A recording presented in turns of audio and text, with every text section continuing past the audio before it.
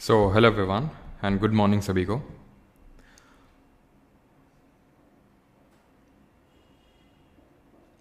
उम्मीद करता हूँ मेरी वॉइस प्रॉपर आ रही होगी सभी तक। एक बार कंफर्म कर देंगे सभी लोग। और आज हम लोग का है lecture number 2 of GK PY की सीरीज़ पार्ट 4। बिफोर स्टार्टिंग, कल मैंने लेक्चर्स के जो नोट्स हैं वो अपलोड किए थे, लेकिन वो सिर्फ हिंदी में थे क्योंकि कुछ इश्यूज़ की वजह से इंग्लिश के नोट्स जो हैं कल रेडी नहीं हो पाए थे। लेकिन आज से जो आपको कल का लेक्चर था और साथ ही साथ जो आज का लेक्चर होगा, उन दोनों के नोट्स आपको एक साथ मिल जाएंगे, ठीक है। एंड मोस्ट प्रोबेबली जैसे कोशिश की जाएगी कि जैसे लेक्चर आप लोगों का 11:30 तक ऑलमोस्ट ख़त्म होता है, ठीक है, 11:30 11:40 तक, तो आपको 2 बजे तक रफली जो है नोट्स आपको मिल जाए, ठीक है। तो वो पहला लेक्चर था, इस वजह से आपको नोट्स अभी इंग्लिश के नहीं मिल पाए, बाकी हिंदी के तो मैंने अपलोड कर ही दिए थे आप लोगों को जो टेलीग्राम चैनल है उसमें, ठीक है। एंड होपफुली जो सीरियस स्टूडेंट्स हैं वो आ चुके होंगे, बिकॉज कल जितने स्टूडेंट्स तो नहीं आएंगे मुझे पता है। हाँ जी, राधे राधे सभी को एंड गुड मॉर्निंग। तो चलिए स्टार्ट करते हैं पीवाई की सीरीज़ पार्ट 4 का लेक्चर नंबर 2। और ज़रा ये बताइए कि सभी लोगों ने पिछला वाला जो लेक्चर था, दैट इज़ लेक्चर नंबर 1, उसको रिवाइज़ किया या फिर नहीं। बिकॉज लेक्चर 1 का रिवीजन होना चाहिए, देन लेक्चर 2 में, देन लेक्चर 1 और 2 का रिवीजन होना चाहिए, देन लेक्चर 3 में। पीछे का रिवीजन करते रहें। वैसे तो मैं आपको रिवीजन करवाऊंगा संडे के दिन IRS के तहत, that is intense revision session में, बट फिर भी आपको खुद से भी रिवीजन करते रहना है। स्टार्ट करते हैं और पहला क्वेश्चन ये रहा हमारी स्क्रीन पे। Which of the following union territories have the least literacy rate according to the census of India 2011। तो जो भारत की जनगणना है 2011, उसके अनुसार निम्नलिखित में से किस केंद्र शासित प्रदेश की साक्षरता दर सबसे कम है। तो चलिए डिस्कस कर लेते हैं इस लिटरेसी रेट को, जिससे कि भर भर के क्वेश्चंस आते हैं, अभी आए हैं, चाहे वो जेई का पेपर हुआ हो, चाहे सिलेक्शन पोस्ट हुआ हो, चाहे आपका CPO हुआ हो, या फिर चाहे CHSL हो रहा हो, ठीक है। लिटरेसी रेट से ऑलमोस्ट हर शिफ्ट में क्वेश्चन आ रहे हैं, ठीक है, पेपर तो छोड़िए। तो लिटरेसी रेट से क्या क्या क्वेश्चंस बनते हैं आपके। सबसे पहली बात तो ये कि लिटरेसी रेट होता क्या है, व्हाट इज़ लिटरेसी रेट, साक्षरता दर होती क्या है। तो लिटरेसी रेट होती है कि कोई भी which is who is aged above 7, जिसकी उम्र 7 या फिर उससे ऊपर है, वो रीड एंड राइट कर सकता है। Who can read and right, यानी कि वो पढ़ सकता है और लिख सकता है in any of the 22 scheduled languages mention in the 8th schedule. तो हमारी जो 8वीं अनुसूची है, तो आपको पता होना चाहिए हमारे कॉन्स्टिट्यूशन में, हमारे संविधान में टोटल 12 अनुसूचियाँ हैं, 12 शेड्यूल्स हैं। उसमें जो 8th शेड्यूल है उसमें लैंग्वेजेस मेंशनड है, और कितनी लैंग्वेजेस, टोटल 22 लैंग्वेजेस मेंशनड है। अब इन 22 लैंग्वेजेस में अगर कोई भी aged above 7 read and right कर सकता है तो उसको हम लिटरेट मानते हैं। इंडिया की अगर लिटरेसी रेट की बात करें, इट इज़ 74.04%। ये इंडिया की लिटरेसी रेट है अकॉर्डिंग टू 2011 का सेंसस, 2011 की जो जनगणना हुई थी उसके हिसाब से। अभी तो ऑब्वियस सी बात है बढ़ चुकी होगी। फिर अगर हम बात करें कि इसमें आपसे पूछता है कि हाईएस्ट किसकी है, लोएस्ट कहाँ की है, मेल की कितनी है, फीमेल की कितनी है, सारी चीज़ें पूछता है। तो चलिए डिस्कस करते हैं। यहाँ पे मैं लिखता हूँ हाईएस्ट और यहाँ पे लिखता हूँ लोएस्ट। यहाँ पे मैं लिखता हूँ स्टेट, इसका मतलब है स्टेट, इसका मतलब है यूटी और इसका मतलब है डिस्ट्रिक्ट, ठीक। तो हाईएस्ट अगर बात करें लिटरेसी रेट किस स्टेट में है, तो ये केरल में है। लोएस्ट किस स्टेट में है, बिहार में। आपसे रेट भी पूछ लेगा कि कितना परसेंटेज है लिटरेसी रेट का, तो केरल में 94% अप्रॉक्स और बिहार में है 61.8%। वहीं अगर हम यूटी की बात करें तो सबसे हाईएस्ट लिटरेसी रेट है लक्षद्वीप की, कितनी है, 91.85%। ये है लक्षद्वीप की लिटरेसी रेट। वहीं अगर लोएस्ट की बात करें तो वो है दादरा नगर एंड हवेली, ठीक है, दादरा नगर हवेली। क्लियर। क्योंकि पहले जब 2011 की जनगणना हुई थी तब दमन और दीव और दादरा नगर हवेली एक यूनियन टेरिटरी नहीं थे, अलग अलग थे, इसलिए दादरा नगर हवेली को अलग लिखेंगे, दमन और दीव को इसमें नहीं जोड़ेंगे अभी, ठीक। फिर अगर हम बात करें कि किस डिस्ट्रिक्ट की हाईएस्ट है, डिस्ट्रिक्ट की, तो ये है सरछिप मिजोरम, ठीक है। यहाँ पे आपको रेट पता होने की ज़रूरत नहीं है, ठीक है, बस ये ध्यान रखना है डिस्ट्रिक्ट कौन सी है, सरछिप है मिजोरम की। और अगर लोवेस्ट की बात करें तो ये है अलीराजपुर मध्य प्रदेश में, दैट इज़ MP में, सेकंड नंबर पे पूछ लेता है कि सेकंड नंबर पे कौन है लिटरेसी रेट के मामले में, तो केरल के बाद आता है मणिपुर सेकंड नंबर पे, ठीक है, सेकंड नंबर पे। एंड लोवेस्ट के मामले में सेकंड नंबर पे अगर बात करें दैट इज़ बिहार के बाद अरुणाचल प्रदेश। फिर आपसे क्वेश्चन ये बनता है कि मेल लिटरेसी रेट कितनी और फीमेल लिटरेसी रेट कितनी है। तो मेल लिटरेसी रेट की अगर बात करें तो यह 82.14%, और अगर फीमेल लिटरेसी रेट की बात करें यह 65.46%।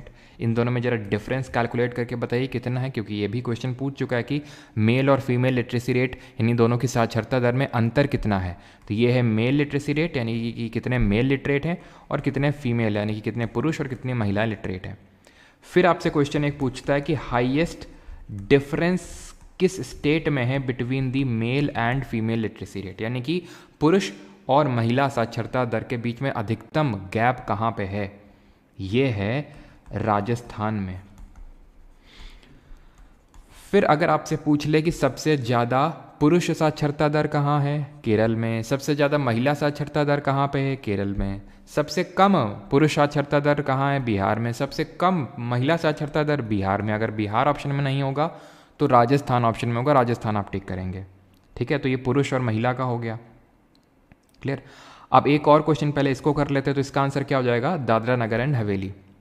फिर आपसे कभी क्वेश्चन पूछता है कि इंडिपेंडेंस के टाइम पे जब भारत आज़ाद हुआ था उस टाइम पे भारत की लिटरेसी रेट यानी साक्षरता दर कितनी थी। 1901 का जो सेंसस हुआ था उसके हिसाब से कितनी थी, और 2011 के पहले जो हुआ था पहले 2001 का सेंसस। बिकॉज हमें पता होना चाहिए कि जो सेंसस है जनगणना ये हर 10 साल में होता है, यानी डेकेडल होता है, ठीक है, यानी कि 10 साल में ये किया जाता है। लेकिन अभी 2021 में नहीं हुआ था कुछ कारणों से, और वो अभी 2024 के एंड तक के लिए डिले कर दिया गया था, 2024 के एंड तक के लिए। अब देखते हैं आगे क्या होता है। तो इंडिपेंडेंस के टाइम पे इंडिया की जो लिटरेसी रेट थी यानी 1947 के टाइम पे वो 12% थी। 1901 में अगर बात करें तो ये 5.4% समथिंग थी, और 2001 की अगर बात करें तो 64.8%। अब आप ये मान लीजिए कि 99% of your questions with regard to the literacy rate with respect to the census of India 2011 ख़त्म हो चुके हैं। इसके बियॉन्ड शायद ही कोई क्वेश्चन बने। मैं ये नहीं बोल रहा हूँ बनेगा नहीं, बनाने का तो कुछ भी बना सकता है एसएससी, लेकिन जो आपके मेन क्वेश्चंस हैं वो यही हैं, और 99% जैसे मैंने बताया आपको यहाँ पे क्वेश्चन आपके ख़त्म, ठीक है। ओके ओके ओके, ठीक है। यहाँ पे आपका मिज़ोरम होगा, ठीक है। ये जो मिज़ोरम है जहाँ पे हाईएस्ट लिटरेसी रेट है डिस्ट्रिक्ट के मामले में वही होगा। यहाँ पे गलती से मैंने मणिपुर लिख दिया, ठीक है। ये आपका मिज़ोरम होगा, ठीक है, मिज़ोरम। ये हैं आपके लिटरेसी रेट के रिस्पेक्ट में क्वेश्चन। अब जो भी आएगा, जैसे फॉर एग्जांपल पॉपुलेशन डेंसिटी आता है, सेक्स रेशियो आता है, तो उनको हम एक एक क्वेश्चन में ऐसे धीरे धीरे कवर करते रहेंगे। पूरा सेंसस हमारा ऐसे ही कवर हो जाएगा। अगला question, the transfer of heat through the horizontal movement of air is called as. वायु की क्षैतिज गति के माध्यम से ऊष्मा के स्थानांतरण को क्या कहा जाता है। कंडक्शन, वेरिएशन, कन्वेक्शन या फिर advection. Horizontal movement of air, देखिए समझिए, जैसे मान लेते हैं ये पानी है, ठीक है, ये है वाटर। वाटर का होगा इवेपोरेशन। जब वाटर का इवेपोरेशन होता है तो क्या होता है, वाटर का इवेपोरेशन होता है, वाष्पीकरण होता है, तो क्या होता है, ये जो लिक्विड है वो गैस में कन्वर्ट हो जाता है, यानी कि क्लाउड बन जाते हैं, ठीक है। और आपने देखा होगा ये क्लाउड्स मूव भी करते हैं, इस तरह से करते हैं कि नहीं मुझे याद है कि मुझे मतलब काफ़ी टाइम तक यही लगता था, छोटे में जब छोटे थे तो दादी से पूछते थे, मतलब गांव की भाषा में ही ऑब्वियस याद है कि दाई ये बादल चलत कहाँ हैं, इस तरह से गांव की लैंग्वेज पूछते थे। तो दादी बोलती थी कि बउआ कुछ नहीं, पानी ले जाते हैं तो मुझे यही लगता था कि ये जो बादल चलते हैं ये पानी लेने जाते हैं कहीं से ठीक है। तो एक्चुअल में आपने देखा होगा इस तरह से क्लाउड्स मूव करते हैं हॉरिजॉन्टली।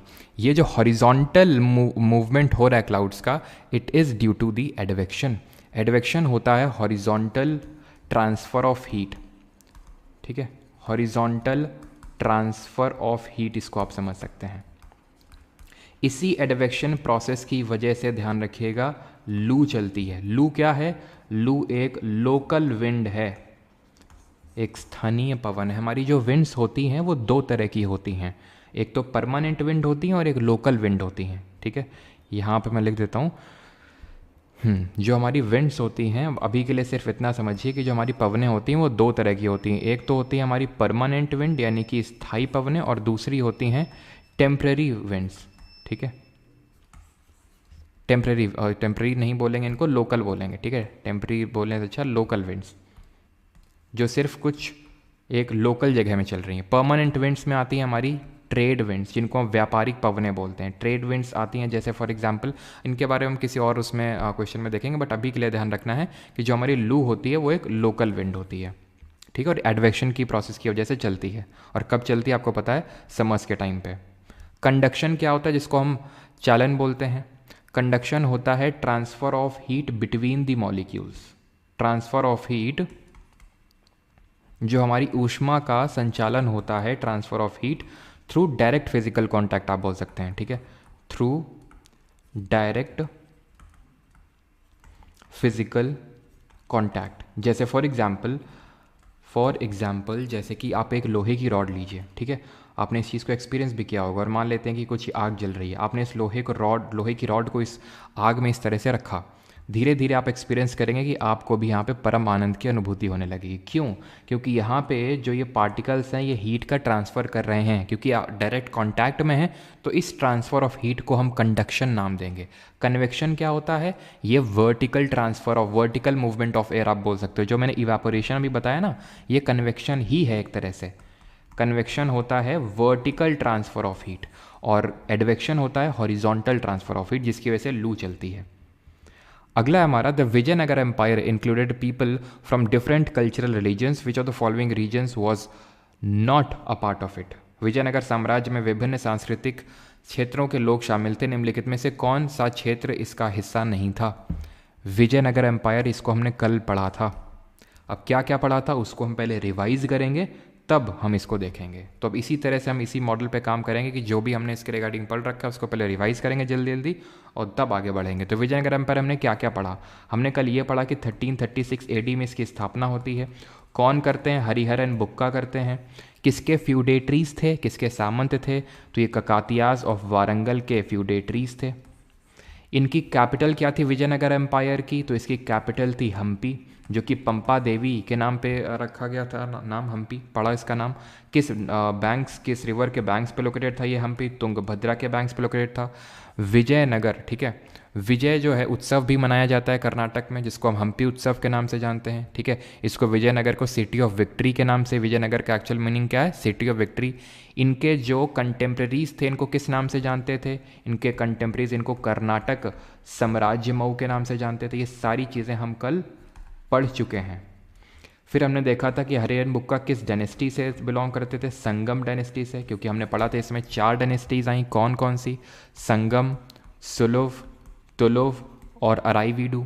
इसका ड्यूरेशन क्या था? 1336 से लेके 1485 तक था। सुलुव की अगर बात करें तो 1485 AD से लेके 1505 AD तक था। तुलुव की बात करें 1505 से लेकर 1570 AD तक था। और अराईवीडी को अगर बात करें तो 1570 से लेके 1645 या फिर 46 तक आपको देखने को मिलेगा इसका ड्यूरेशन। ये सारी चीज़ें हमने कल पढ़ी थी। अब हमने ये भी तो पढ़ा था कि इसका लोकेशन कहाँ पे है। तो ये थी हमारी कृष्णा रिवर, इसके मैंने बताया था इसके नीचे जो पूरा रीजन है, तो पूरा रीजन मतलब केरल, तमिलनाडु, कर्नाटक, आंध्रा, ये सारे स्टेट आ जाएंगे। तेलुगु मतलब वही आंध्रा वाला रीजन, तमिलनाडु, कर्नाटक, तो कर्नाटक साम्राज्य मऊ के नाम से तो इनको जानते ही थे। मराठा नहीं आएगा इसमें, not a part of it.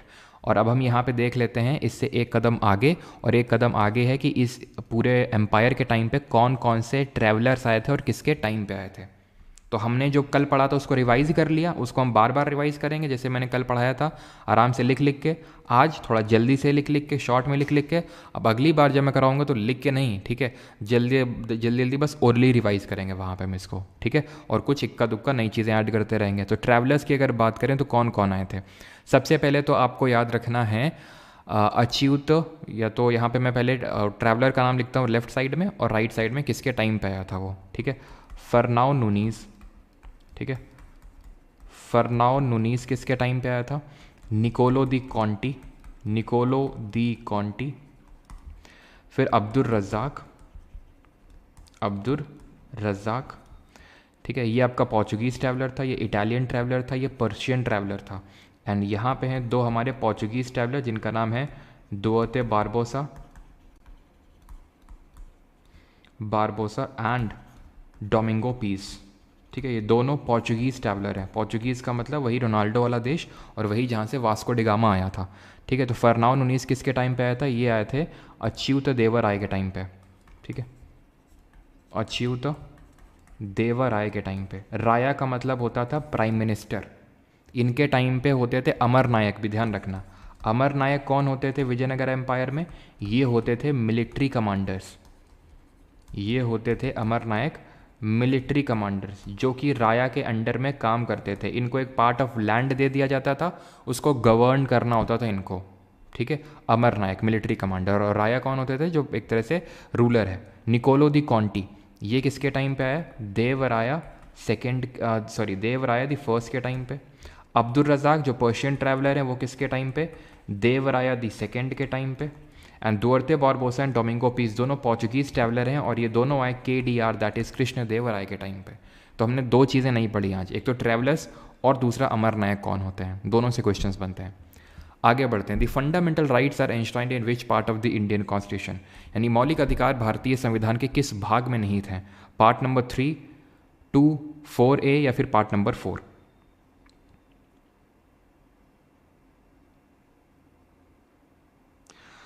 Sir आपके बारे में फुल फॉर्म्स बताई थी वो CPI, AITUC, CS, CSIR, नया खड़ी का तो कुछ तो कीजिए इसे आधा अधूरा। अब ये भी तुमको फुल फॉर्म भी वहाँ पे लिखना पड़ेगा। CPI, AITUC इतना समझ नहीं सकते हो कि CPI का मतलब कम्युनिस्ट पार्टी ऑफ इंडिया, या फिर आंख बंद करके यहाँ पे लेक्चर देख रहे हो एकदम हैं? मतलब कुछ भी एकदम ज़ीरो मेहनत करनी पड़े। The fundamental rights are enshrined in which part of the constitution of India? तो पार्ट 2 की अगर हम बात करें तो ये बात करता है सिटीजनशिप से, यानी कि नागरिकता से। तो कॉन्स्टिट्यूशन जब हमारा बना था, कल मैंने आपको बताया था कि जब हमारा कॉन्स्टिट्यूशन बना था तो उसको हमने अडॉप्ट कब किया था? 26 नवंबर 1949 को, 26 नवंबर 1949 को। इसी दिन हम अपना कॉन्स्टिट्यूशन डे सेलिब्रेट करते हैं। तो इस दिन जब कॉन्स्टिट्यूशन बना था, जिस दिन हमने इसको अडॉप्ट किया था, तो इसमें टोटल 22 पार्ट्स यानी 22 भागों में विभाजित था ये। इसमें टोटल 395 आर्टिकल्स थे, 395 अनुच्छेद थे। एंड इसमें टोटल 8 शेड्यूल्स यानी 8 अनुसूचियाँ थी। अब ये जो 22 पार्ट थे, अब इन 22 पार्ट के 22 को हमें याद नहीं रखना है, हमें सिर्फ कुछ पार्ट के बारे में याद रखना है, जैसे पार्ट 1, 2, 3, 4। अब वो मैं आपको बता दूंगा, याद करवा दूंगा। ठीक है, तो पार्ट 1 में तो सबसे पहली बात याद रखना है कि क्या है? यूनियन एंड इट्स टेरिटरी, यानी संघ व उसके राज्य क्षेत्र दिए हुए हैं। यूनियन एंड इट्स टेरिटरी के बारे में दिया हुआ है, संघ व उसके राज्य क्षेत्र। कि भाई यूनियन में क्या क्या आता है वो हम देखेंगे जब इसके रिगार्डिंग कोई आर्टिकल आएगा, कि names of the state and UTs दिए हुए हैं, प्लस उनका क्या जुरिस्डिक्शन है।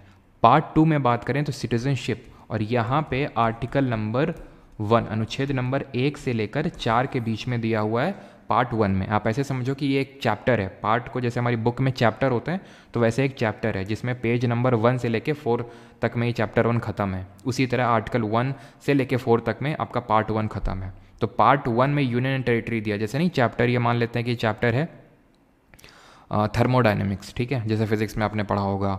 या फिर मान लेते हैं कि कोई इसी सेलेक्ट कर लेते हैं कि मान लेते हैं कि कोई बेसिक सा, क्या आप ऐसा कौन सा कॉमन सब्जेक्ट होता है, जैसे मान लेते हैं कि सेल टॉपिक है। ठीक है, तो सेल चैप्टर का नाम हो गया कि चैप्टर है। अब उस सेल में डिफरेंट चीज़ें होंगी कि डिफरेंट सेल ऑर्गेनल्स क्या होते हैं, सेल की डिस्कवरी किसने करी, सेल थ्योरी किसने दी, तो वो सारी चीज़ें हमें देखने को मिलती है डिफरेंट पेजेस में। तो वैसे ही आप इसको रिलेट करिए। तो आर्टिकल 1 से 4 पार्ट 1। पार्ट 2 किसकी बात करता है? सिटीजनशिप यानी कि नागरिकता की बात करता है। और जब नागरिकता की बात करते हैं तो ये आर्टिकल कहाँ से शुरू होगा? 4 पे ख़त्म है पार्ट 1, तो पार्ट 2 कहाँ से स्टार्ट होगा? आर्टिकल 5 से स्टार्ट होगा और 11 पे जाके ख़त्म होगा। और हमें याद रखना है कि आर्टिकल 1 से लेकर 4 तक जितने आर्टिकल्स है वो मैं आपको पढ़ाऊंगा, याद करवाऊंगा, उसको आप टेंशन मत लो।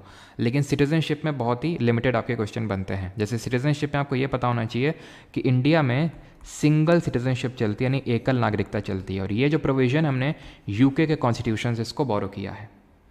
अभी के लिए सिर्फ इतना ही रटना है आपको कि सिटीजनशिप पार्ट 2 में है, आर्टिकल 5 से 11 में है। भारत में सिंगल सिटीजनशिप चलती है, एकल नागरिकता, यानी कि भारत के लोगों के पास सिर्फ भारत की नागरिकता होती है। जिस राज्य में रह रहे हैं उसकी नागरिकता नहीं होती है, उसका निवास होता है। यूएसए में क्या होता है? डुअल सिटीजनशिप चलती है, दोहरी नागरिकता।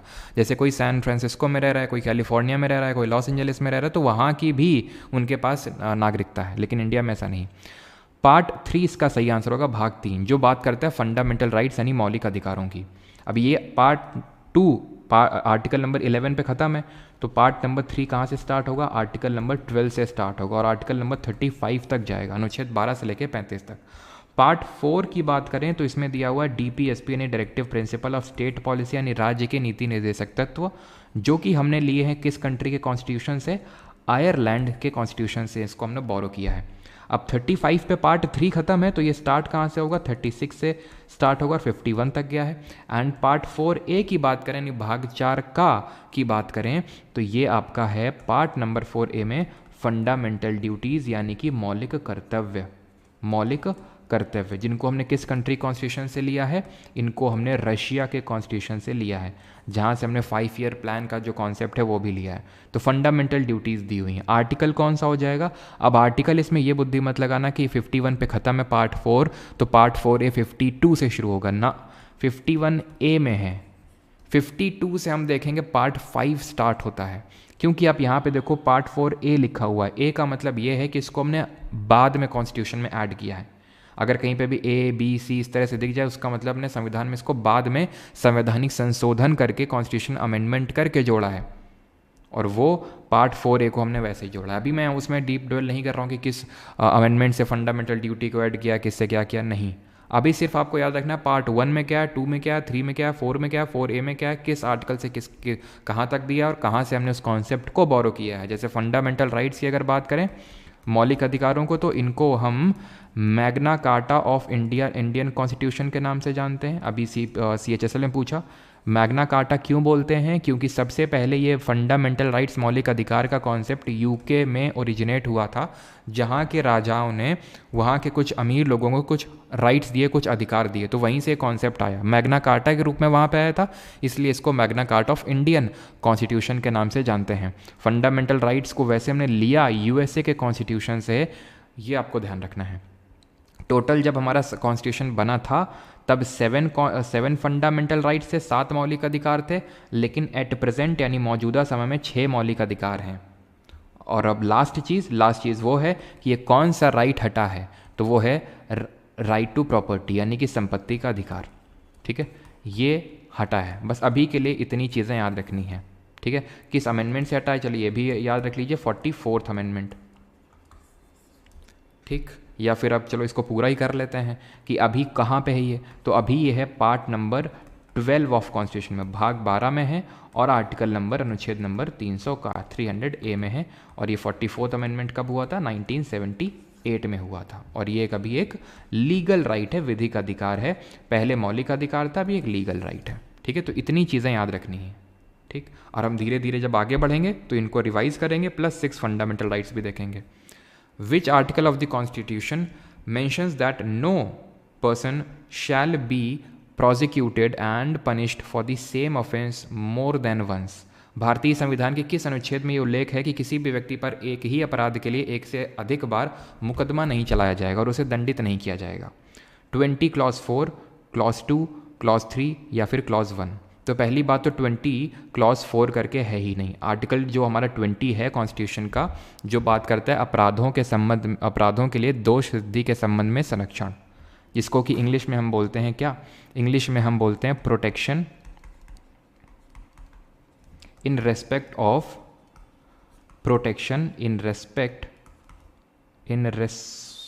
ऑफ कन्विक्शन फॉर ऑफेंसेस, यानी अपराधों के लिए दोष सिद्धि के संबंध में संरक्षण, हिंदी में कन्विक्शन फॉर ऑफेंसेस। इसमें क्या दिया हुआ है, इसमें 3 चीज़ें दी हुई हैं। यह है आर्टिकल नंबर 20, ठीक है, अनुच्छेद नंबर 20। अब इस अनुच्छेद नंबर 20 में 3 चीज़ें दी हुई हैं, कौन कौन सी? आर्टिकल नंबर 20 क्लॉज 1, ठीक है, आर्टिकल क्या हो गया, article number 20 clause 1, article 20 clause 2 and article 20 clause 3। Clause 1 में दिया हुआ है no ex post facto law, no ex post facto law. इसका मतलब क्या है? इसका मतलब ये होता है कि किसी भी इंसान को उसके क्राइम के लिए जो सज़ा मिलेगी वो उस समय जो कानून में सज़ा दी हुई है उसके हिसाब से मिलेगी, ना कम मिलेगी ना ज़्यादा मिलेगी, ना पुराने लॉ के हिसाब से मिलेगी ना आने वाले लॉ के हिसाब से मिलेगी। जिस समय क्राइम, जैसे मान लो कि तुमने, ये तुम हो, ठीक है, तुमको लगा है कि बगल में, मतलब बगल वालों के यहाँ पे एसी नया आया है, हम यहाँ गर्मी में एकदम सोते हैं और ये एकदम एसी में बढ़िया मौज करके सोते हैं, तो ऐसा करते हैं रात में इनकी एसी चुरा लाते हैं, ठीक है। अब तुम इनकी एसी चुरा लाए, ठीक, और एसी चुराने के लिए मान लेते हैं कि कानून में सज़ा है 6 महीने का प्रावधान है कि 6 महीने आपको जेल में काट के आने होंगे। तो आपने सोचा ठीक है 6 महीने काट लेंगे, क्या ही जाता है, लेकिन अगर मान लो कि सक्सेसफुल हो गए और नहीं पता लगा तो कम से कम एसी में तो सोएंगे आराम से बढ़िया, ठीक है। तो आपने पूरे सब प्रोज एंड कॉन्स मिला के सारी चीज़ें चोरी वोरी की कि भाई 6 महीने की ज़्यादा जेल होगी। पता चला कि जब आपने चोरी की उसके 2 दिन बाद ही कानून बन गया कि एसी चोरी के लिए 6 साल की जेल होगी, ठीक है। तो ऐसा नहीं है कि आपको 6 साल वाली सज़ा मिलेगी, आपको 6 महीने जब आपने क्राइम किया है उस समय, ठीक है। आर्टिकल नंबर 20 क्लॉज 2 बोलता है no double jeopardy. No double jeopardy का मतलब है कि आपने मान लो एसी चुराई, ठीक है, इसके लिए आप 6 महीने की सज़ा काट के आ गए जेल में। ऐसा नहीं पुलिस फिर आएगी चलो भैया अभी फिर से मज़ा नहीं आया हमें, फिर से 6 महीने का काट के आओ, नहीं। आप एक बार जो सज़ा करोगे उसके लिए आपको एक ही बार, अगर आपको जेल जाने का मन है तो फिर से आप क्राइम कीजिए, तब आपको जेल में डाला जाएगा, ठीक है। तो ये इसका मतलब, ये नहीं इसका मतलब है कि आपको एक ही बार सज़ा मिलेगी, इसका मतलब ये नहीं कि अब तुम एसी चाहे कितनी बार भी चुराओ, क्योंकि तुमने एसी चोरी के लिए सज़ा काट ली, अब चाहे तुम किसी की भी कब तक भी एसी चुराते रहो, इसका मतलब ये नहीं, एक क्राइम के लिए एक बार सज़ा। और 20 क्लॉज 3 का मतलब है नो सेल्फ इंक्रिमिनेशन। इसका मतलब ये है कि आपको आपके खिलाफ ही गवाह नहीं बनाया जा सकता, no person shall be compelled to be a witness against himself, no self incrimination, ठीक है। जैसे कि मान लो कि पुलिस ने आपको डंडों से पीट के रात को बोला कि कल सुबह जब कोर्ट में पेशी होगी तो अपना गुनाह अपना लेना, बोल देना हम ही ने क्राइम किया है। तो आप अगर अपनाएंगे भी जाके वहाँ पे कोर्ट में तो भी जज मना कर देगा, बोलेगा पुलिस से तुम प्रूव करो, या फिर जो अगेंस्ट में वकील है कि प्रूव करो कि ये गिल्टी है, उसके बोलने से हम नहीं मान लेंगे, क्योंकि हो सकता है तुमने उसकी पिलाई कर दी रात में, ठीक है। तो no person shall be prosecuted and punished for the same offence, that means it is no double jeopardy, that means article 20 clause 2। इसी से रिलेटेड हमारा कुछ आर्टिकल नंबर 20, चलो 2 अभी नहीं डिस्कस करते हैं, चलो जब आएगा इस पर तो डिस्कस करेंगे, ठीक है। आगे बढ़ते हैं। Which of the following rulers is considered as the greatest king of Satavahana dynasty and is described as the destroyer of Shakas, Yavanas and Pahlavas. निम्नलिखित में से किस शासक को सातवाहन वंश का सबसे महान राजा माना जाता है और उसे शक, यवन और पहलवों का विध्वंसक कहा जाता है? सिमुक, हाला, गौतमीपुत्र सतकर्णी या फिर यज्ञ श्री सतकर्णी। तो ये हैं सातवाहना डायनेस्टी के सबसे ग्रेटेस्ट रूलर गौतमीपुत्र सतकर्णी। अब सातवाहना डायनेस्टी की अगर बात करें तो ये कहाँ पे रूल कर रहा था? ये कुछ ये वाला जो महाराष्ट्र और जो आंध्रा वाला जो रीजन है यहाँ पे रूल कर रहा था सातवाहना डायनेस्टी। इसकी जो कैपिटल थी वो थी प्रतिष्ठान या फिर पैठान, ठीक है, प्रतिष्ठान या फिर इसी को हम पैठान भी बोलते हैं। ये इसकी राजधानी थी सातवाहना की। फाउंडर थे सिमुक सातवाहना। ये कौन थे? फाउंडर थे इस डायनेस्टी के। ये जो सातवाहना डायनेस्टी है ये ब्राह्मणिज्म को एक्सेप्ट किए थे, मतलब ब्राह्मण्स थे ये। पैटर्नाइज ये बुद्धिज्म वगैरह को भी करते थे, मानते थे, उसको भी पैटर्नाइज करते थे, लेकिन खुद क्या थे? ब्राह्मण थे। इसीलिए जो गौतमीपुत्र सतकर्णी हैं इनके कुछ टाइटल्स हैं, उनमें से एक टाइटल्स है एक ब्राह्मण। अगर पूछे कि एक ब्राह्मण के नाम से किस रूलर को जानते हैं तो गौतमीपुत्र सतकर्णी या फिर खटिया दपा। एक और इनका टाइटल है, उतना इंपॉर्टेंट नहीं है बता दूं, खटिया दपा मनमाडा, ठीक है, कि मतलब जो क्षत्रियों को हरा दे, क्षत्रियों जिससे डरते हों, तो वो है इस टाइटल का मतलब। और एक ब्राह्मण का मतलब है कि ब्राह्मण तगड़े वाले ब्राह्मण थे। और गौतमीपुत्र आपको लग रहा होगा कि ये फीमेल रूलर हैं क्या? नहीं, एक्चुअली में इनकी मदर का नाम था गौतमीपुत्र बालाश्री। तो ये जो पूरी डायनेस्टी थी सातवाहना वाली, ये मैट्रीलीनियल थी। मैट्रीलीनियल का मतलब है कि अपनी मदर का नाम लेते थे, मदर का नाम अपने नाम पे रखते थे। जैसे आप कई जगह देखते हैं, जैसे महाराष्ट्र वगैरह में, जैसे सचिन का नाम है सचिन रमेश तेंदुलकर, तो क्योंकि रमेश क्या है? उनके फादर का नाम है, तो फादर का नाम लिया। लेकिन ये लोग किसका नाम लेते थे? ये अपनी मदर का नाम इंक्लूड करते थे, ठीक है। तो ये ग्रेटेस्ट रूलर थे।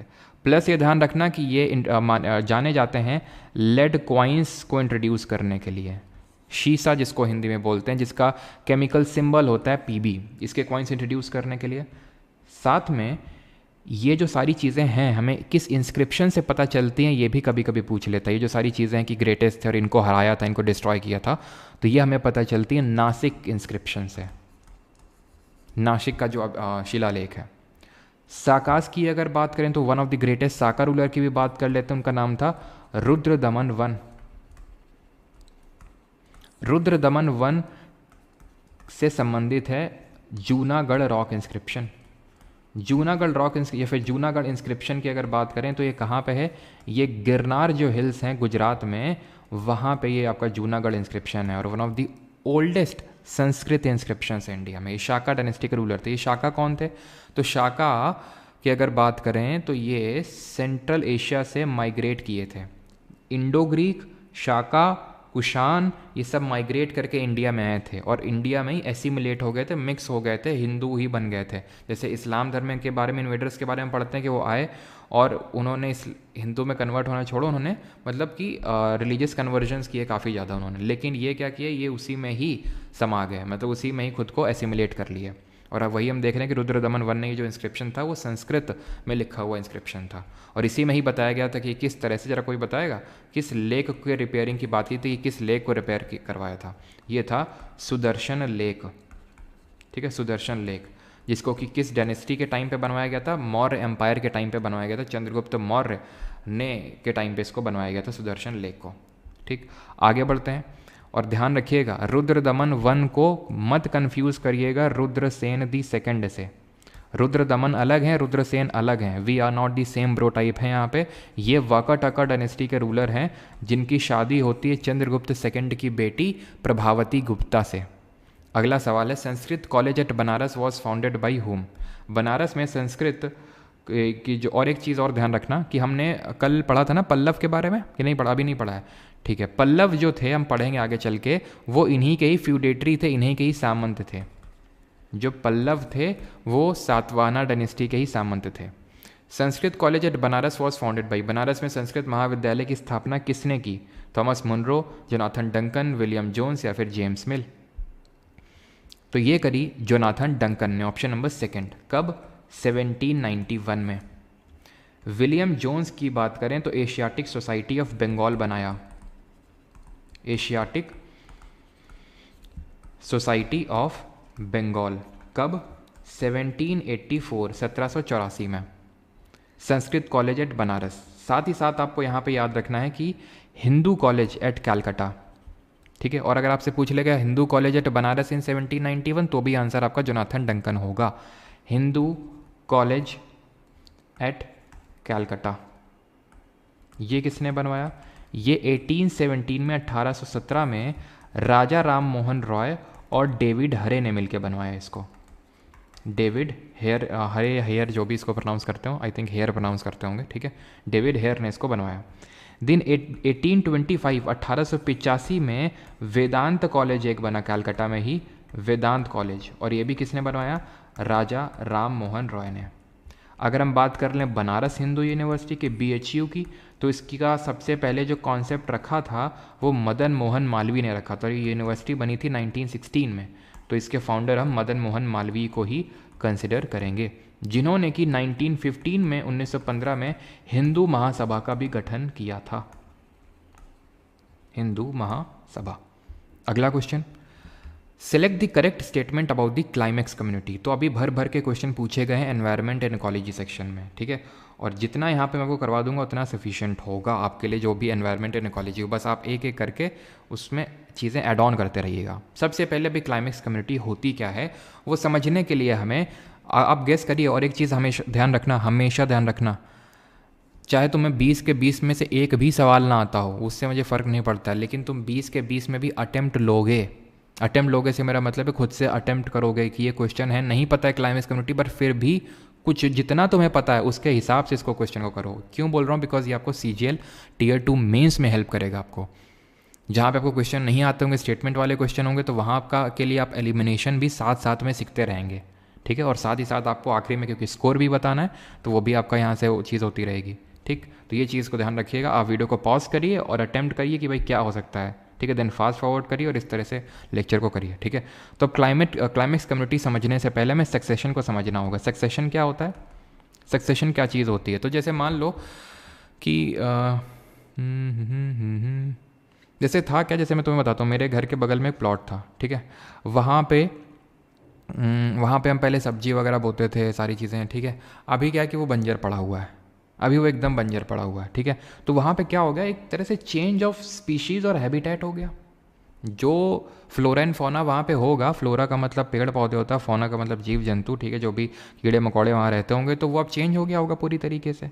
अब जो मतलब बंजर भूमि में जो रहते होंगे वो आ गए होंगे। तो सक्सेशन का मतलब यही होता है, जो स्पीशीज़ और हैबिटेट में चेंज होता है ना, उसी को ही सक्सेशन बोलते हैं। ज़्यादा डीप में घुसने की भी ज़रूरत नहीं है हमें इसमें। दो तरह के सक्सेशन होते हैं, प्राइमरी और सेकेंडरी, ठीक है। प्राइमरी का मतलब होता है जहाँ पे मान लो कि एकदम बंजर भूमि थी, कुछ इससे पहले आज तक यहाँ इस ज़मीन पे कुछ उगा ही नहीं था, वहाँ पे कुछ उग जाता है तो इसको प्राइमरी सक्सेशन बोलते हैं। जहाँ पे पहले से ही कुछ था, जैसे मान लो मेरा ये प्लॉट था जहाँ पे मेरा सब्जी वगैरह होता था, अभी सब्जी की जगह बड़े बड़े मैंने, हो सकता है कि मैंने एक मतलब उसी पार्ट ऑफ लैंड में मैंने बड़े बड़े पेड़ लगा दिए, तो यानी कि क्या हुआ, सक्सेशन हो गया। ऐसा नहीं बंजर में हुआ, पहले भी कुछ था उसकी जगह पे हुआ, उसको सेकेंडरी बोलेंगे, ठीक। अब ये जब सक्सेशन होता है खासकर सेकेंडरी वाला, तो कम्युनिटी चेंज हो रही होती है, ऐसे ऐसे ऐसे कम्युनिटी चेंज हो रही होती है। तो इनिशियली जो कम्युनिटी होती है उसको हम सेरल कम्युनिटी बोलते हैं, सेरल कम्युनिटी बोलते हैं। और ये जो सीरियल का मतलब है कि अभी यहाँ पे कम्युनिटी चेंज होना स्टार्ट की हुई है, मतलब स्टार्ट हुआ है अभी, ठीक है। और जो फाइनल जो कम्युनिटी बनती है उसको हम बोलते हैं क्लाइमैक्स कम्युनिटी। इसके बाद ये चीज़ें स्टेबल हो जाती हैं, ख़त्म, क्योंकि अब यहाँ पे ख़त्म। और ये जो है इस पार्ट को हम बोलते हैं इकोटोन, इकोटोन बोलते हैं, जहाँ पे बायोडाइवर्सिटी यानी जैव विविधता मैक्सिमम होती है। बायोडाइवर्सिटी क्या होती है, जैव विविधता। तो भाई वही फ्लोरा एंड फौना कितने हैं, जैसे मान लो, ऐसे हम बोलते हैं कि हाईएस्ट बायोडाइवर्सिटी जो है हमें इक्वेटर के आसपास वाले क्षेत्रों में देखने को मिलती है। तुम अमेज़न के जंगलों में चलो जाओ, भयंकर बायोडाइवर्सिटी का है, बहुत डिफरेंट तरह के पेड़ हैं, डिफरेंट तरह के जीव हैं, फौना है, तो इसलिए बायोडाइवर्सिटी वहाँ पे मैक्सिमम है। इकोटोन समझ गए, सक्सेशन समझ गए, इतनी चीज़ समझ गए, ठीक है। तो क्लाइमैक्स कम्युनिटी का उत्तर क्या हो जाएगा, it is an ecological community in which populations of plant और animal remain stable and exist in balance with each other and their environment. Sir ये इकोलॉजी और ये इकोसिस्टम एनवायरनमेंट में क्या अंतर होता है, क्या डिफरेंस होता है, तो ज़्यादा हम डीप में एंटर नहीं करेंगे, लेकिन थोड़ा सा समझ लेते हैं। बट बिफोर दैट, ये बायोडाइवर्सिटी टर्म किसने दिया था, तो वॉल्टर रॉजन ने ये टर्म दिया था। पूछ लेता है कभी कभी वॉल्टर रॉजन। और ये भी पूछ लेता है कि इकोलॉजी टर्म किसने दिया था, ये तो पूछता है, हो ही नहीं सकता कि कोई एसएससी का पेपर उसमें ये ना पूछे कि इकोलॉजी टर्म किसने दिया और कब दिया। भले वो इकोसिस्टम वाला ना पूछे, बायोडाइवर्सिटी वाला ना पूछे, लेकिन इकोलॉजी वाला तो पूछेगा। और साथ ही साथ फादर ऑफ इंडियन इकोलॉजी किसको बोलते हैं, ये क्वेश्चन आपको पता होना चाहिए। तो इकोलॉजी की अगर बात करें, ये टर्म दिया अर्नस्ट हैकल ने। कब दिया अर्नस्ट हैकल ने ये टर्म, ये इन्होंने दिया 1866 में, 1866 में। इकोसिस्टम किसने दिया, तानसेन ने। ऐसे समझ लो तानसेन, वो नाम है इनका, ये आर्थर तांसले, तो तुम तानसेन याद कर लो, तांसले ने दिया। और फादर इसमें नहीं पूछता यार। और फादर ऑफ इंडियन इकोसिस्टम की अगर बात करें, इंडियन इकोलॉजी की बात करें, नॉट इकोसिस्टम, ये दिया, ये कहे जाते हैं रामदेव मिश्रा जी। अब ध्यान रखना, इकोलॉजी एक बड़ा टर्म होता है एज कंपेयर्ड टू इकोसिस्टम। हमारे पूरे इकोलॉजी में दो तरह के कंपोनेंट होते हैं, एनवायरनमेंट में दो तरह के कंपोनेंट होते हैं, एक जैविक अपघटक बोलते हैं, और इकोलॉजी को क्या बोलते हैं, इसको बोलते हैं परिस्थितिकी तंत्र, और इकोसिस्टम को क्या बोलते हैं, परिस्थिति बोलते हैं, ठीक है। इकोसिस्टम परिस्थिति हो गया और इकोलॉजी हो गया आपका पूरा परिस्थितिकी तंत्र, क्लियर। तो यहाँ पे जो बायोटिक कंपोनेंट होते हैं, दो तरह के कंपोनेंट होते हैं, दो तरह के घटक होते हैं, जैविक और अजैविक, बायोटिक और एबायोटिक। ये क्या होते हैं, जैसे कि हम इंसान हैं, जानवर हैं, पेड़ हैं, पक्षी हैं, जो लिविंग थिंग्स हैं, उनको हम बोलते हैं बायोटिक कंपोनेंट। वो क्या कर रहे हैं, वो इंटरैक्ट कर रहे हैं किसके साथ, लिथोस्फीयर के साथ, हाइड्रोस्फीयर के साथ और एटमॉस्फीयर के साथ। एटमॉस्फीयर मतलब वायुमंडल, हाइड्रोस्फीयर मतलब कि जो हमारा पानी वाला मंडल है, और लिथोस्फीयर का मतलब जो ज़मीन जिस पे हम रह रहे हैं, ज़मीन को लिथोस्फीयर। तो ये सब क्या लिविंग थिंग्स हैं क्या, नहीं, ये सब एबायोटिक कंपोनेंट हैं, जिसमें हवा आ जाएगी, जिसमें पानी आ जाएगा, ये सब क्या हो, ज़मीन आ जाएगी, ये सब एबायोटिक कंपोनेंट्स हैं। तो इनके बीच का जो इंटरैक्शन होता है एट अ लार्जर लेवल, उसको बोलते हैं इकोलॉजी, ठीक है। It is a kind of study of interaction between organism and environment. और इकोसिस्टम होता है एक सबसेट ऑफ इकोलॉजी, यानी इकोलॉजी के अंदर में ही ये आता है। आप ऐसे समझ लो कि एक घर है, ये घर एक काइंड ऑफ इकोलॉजी है, और घर में छोटे छोटे कमरे होंगे, ठीक है। उस कमरे में क्या क्या हो रहा है, वो इकोसिस्टम है, ख़त्म बात, ठीक है, अभी ऐसा नहीं कि सभी खत्म बात, अभी हम और भी टर्म्स देखेंगे। जैसे आपने अभी क्लाइमेक्स कम्युनिटी सीखा, सीरियल कम्युनिटी सीखा, इकोटोन सीखा, सक्सेशन सीखा, ये इकोलॉजी सीखा, इकोसिस्टम, ऐसे ही हम और भी इसमें ऐड करेंगे आगे चल के। ठीक है, आगे बढ़ते हैं। Dash is associated with the production and metabolism of fats and steroid hormones. Nucleus यानी केंद्रक, ठीक है, Golgi apparatus, smooth endoplasmic reticulum या फिर माइटोकॉन्ड्रिया। तो अब ये है सेल से एसोसिएटेड क्वेश्चन, तो क्यों ना हम रिवाइज कर लें जो हमने इस पिक्चर से कल पढ़ा था। जल्दी से रिवाइज करते हैं। सेल मेम्ब्रेन होती है, आउटर मेम्ब्रेन होती है। कल तुम्हें बताए थे लिपिड और प्रोटीन की बनी होती, 50% लिपिड 50% प्रोटीन। आज तुम समझो ये सेमी परमिएबल होती है। आज तुम समझो ये लिविंग होती है। अच्छा, सेल वॉल, कोशिका भित्ति, ये नॉन लिविंग होती है, ये फुली परमिएबल होती है। लिविंग नॉन लिविंग तो समझ में आता है, लेकिन परमिएबल वाला क्या सिस्टम चलता है? सेमी परमिएबल का मतलब है कि सेलेक्टिवली चीज़ों को अंदर बाहर होने देता है। ये एक सेमी परमिएबल मेम्ब्रेन की तरह बिहेव करता है, इसलिए यहाँ पे ऑस्मोसिस होता है। ये क्या है? फुली परमिएबल है, सबको अंदर और सबको बाहर जाने देता है, कोई रोक टोक नहीं है सेल वॉल के द्वारा। और सेल वॉल हमने देखा था किस किस में है, तो सेल वॉल हमने देखा था किस किस में है, तो सेल वॉल हमने देखा था कि ये प्लांट में होती है, सेल्यूलोज की बनी होती है, बैक्टीरिया में होती है, पेप्टिन की बनी होती है, कल सब पढ़ चुके हैं, और फंगस में चिटिन की बनी होती, काइटिन की बनी होती है। और सेल वॉल अगर हम तुमसे पूछ लें स्पाइरोगैरा में किसकी बनी होती है, अब कैसे पढ़ाए नहीं है स्पाइरोगैरा, इसलिए बता नहीं रहे, चलो छोड़ दो स्पाइरोगैरा, नहीं तो ज़्यादा डीप हो जाएगा, और जो स्पाइरोगैरा देखेंगे तो वहाँ देखेंगे। ठीक, तो ये तीन चीज़ें याद हो गई हमें। ठीक, फिर हम बढ़े माइटोकॉन्ड्रिया की तरफ। तो माइटोकॉन्ड्रिया है power house of the cell. कल पढ़े थे न्यूट्रिएंट्स, कल क्वेश्चन यही था कि न्यूट्रिएंट्स को एनर्जी में कौन कन्वर्ट करता है? माइटोकॉन्ड्रिया करता है। पावर हाउस ऑफ सेल बोलते हैं इसीलिए इसको, क्योंकि एनर्जी बनाता है। ठीक है, किस तरह से ये बनाता है? जो हमारे रेस्पिरेशन होता है वो एरोबिक रेस्पिरेशन, उससे बनाता है ये, वायुवीय सेशन से, बिकॉज ऑक्सीजन लेता है तब एनर्जी को ब्रेक करता है एटीपी में, एडिनोसाइन ट्राइफॉस्फेट में, जिसको energy currency of the cell बोलते हैं। कल बताए नहीं थे, इसीलिए तो नहीं बताए थे, कैसे आज बताना था। कैसे क्या बोलते हैं energy currency of the cell को हिंदी में क्या बोलेंगे? कोशिका की ऊर्जा मुद्रा बोलेंगे। ठीक, तो इसकी कौन सी अंदर वाली जो मेम्ब्रेन है वो बनाती है। ये जो इस तरह का स्ट्रक्चर देख रहे हो इसको बोलते हैं क्रिस्टे। ठीक है, तो जो नई नई चीज़ें हैं बस उस पर फोकस करना है, पुरानी वाली को रिवाइज करते चलना है। ठीक, और माइटोकॉन्ड्रिया में कल बताए थे 0.5 से लेके 1 माइक्रोमीटर का डायामीटर होता है, लेकिन कल ये नहीं बताए थे तुम्हें हम कि ये सॉशस शेप का होता है, सॉशस शेप का, तो ये आज पढ़ लो। ठीक, न्यूक्लियस में हम तुम्हें कल ये बताए थे कि ये सेंटर में होता है, इसके अंदर न्यूक्लियोलस होता है जो राइबोसोम बनाता है, इसी के अंदर ही डीएनए, इसी के अंदर ही क्रोमोसोम, क्रोमैटिन मटेरियल होता है, थ्रेड लाइक स्ट्रक्चर। जब सेल का डिवीजन होता है तो ये एंटेंगल हो जाता है, फंस जाता है आपस में, और इस तरह से क्रोमोसोम बना देता है, ये क्रोमोसोम बना देता है। और ये क्रोमोसोम किसका बना होता है? डीएनए और प्रोटीन का बना होता है। प्रोटीन कौन सा होता है? हिस्टोन वाला होता है। कल हम न्यूक्लियस के बारे में ये नहीं बताए थे कि न्यूक्लियस को क्या बोलते हैं? न्यूक्लियस को बोलते हैं brain of the cell. Nucleus को बोलते हैं ब्रेन ऑफ द सेल। क्यों? क्योंकि ये बाकी सेल ऑर्गेनल्स की एक्टिविटी को कंट्रोल करता है, रेगुलेट करता है। इसकी डिस्कवरी किसने करी थी? ये पता नहीं बताया था कि नहीं, लेकिन नहीं बताया तो नोट कर लो, रॉबर्ट ब्राउन ने। सेल की डिस्कवरी किसने करी थी? रॉबर्ट हुक ने। कब करी थी? 1665 में करी थी। ये डेड सेल थी, कॉर्क में करी थी। एंटनी वॉन ल्यूवेनहॉक ने क्या किया था? लिविंग सेल की डिस्कवरी करी थी, पॉन्ड वाटर में करी थी। कब करी थी? 1674 में करी थी। ठीक, ये चीज़। एंडोप्लाज्मिक रेटिकुलम में क्या देखा था? ये ट्रांसपोर्ट करता है, 2 पार्ट होते हैं इसके, जिसका वो ट्रांसपोर्ट करता है, किसका करता है? तो यहाँ पे आपका ये देख सकते हैं, ये रफ एंडोप्लाज्मिक रेटिकुलम है। रफ है राइबोसोम की वजह से। राइबोसोम किस वजह से बनता है? कौन बनाता है? न्यूक्लियोलस बनाता है। और ये स्मूथ है। रफ वाला क्या करता है? प्रोटीन बनाता है। स्मूथ वाला फैट और लिपिड बनाता है, प्लस थोड़ा बहुत डिटॉक्सिफिकेशन वगैरह भी कर देता है, और उसी का ट्रांसपोर्ट एंडोप्लाज्मिक रेटिकुलम कर देता है, जिसको हम अंतःप्रदावी जालिका बोलते हैं। देन इसको ये ट्रांसपोर्ट करता है यहाँ पे गोल्गी। गोल्गी का जो ये वाला फेस होता है, जो कॉन्वेक्स फेस है, जिसको सिस फेस के नाम से बोलते हैं, ये अंदर लेता है, ठीक है, जो भी मटेरियल है। और गोल्गी अपरेटस का ये जो दूसरा वाला साइड है, ये है आपका ट्रांस फेस, जो कि कॉनकेव शेप में होता है, ये चीज़ों को बाहर करता है। तो ये एक तरह से प्रोडक्शन और डिस्पैचिंग में इन्वॉल्व है, इसलिए पोस्ट ऑफिस ऑफ सेल बोल रहे थे। और गोल्गी, जो कैमिलियो गोल्गी है, उन्होंने इसको डिस्कवरी करी थी।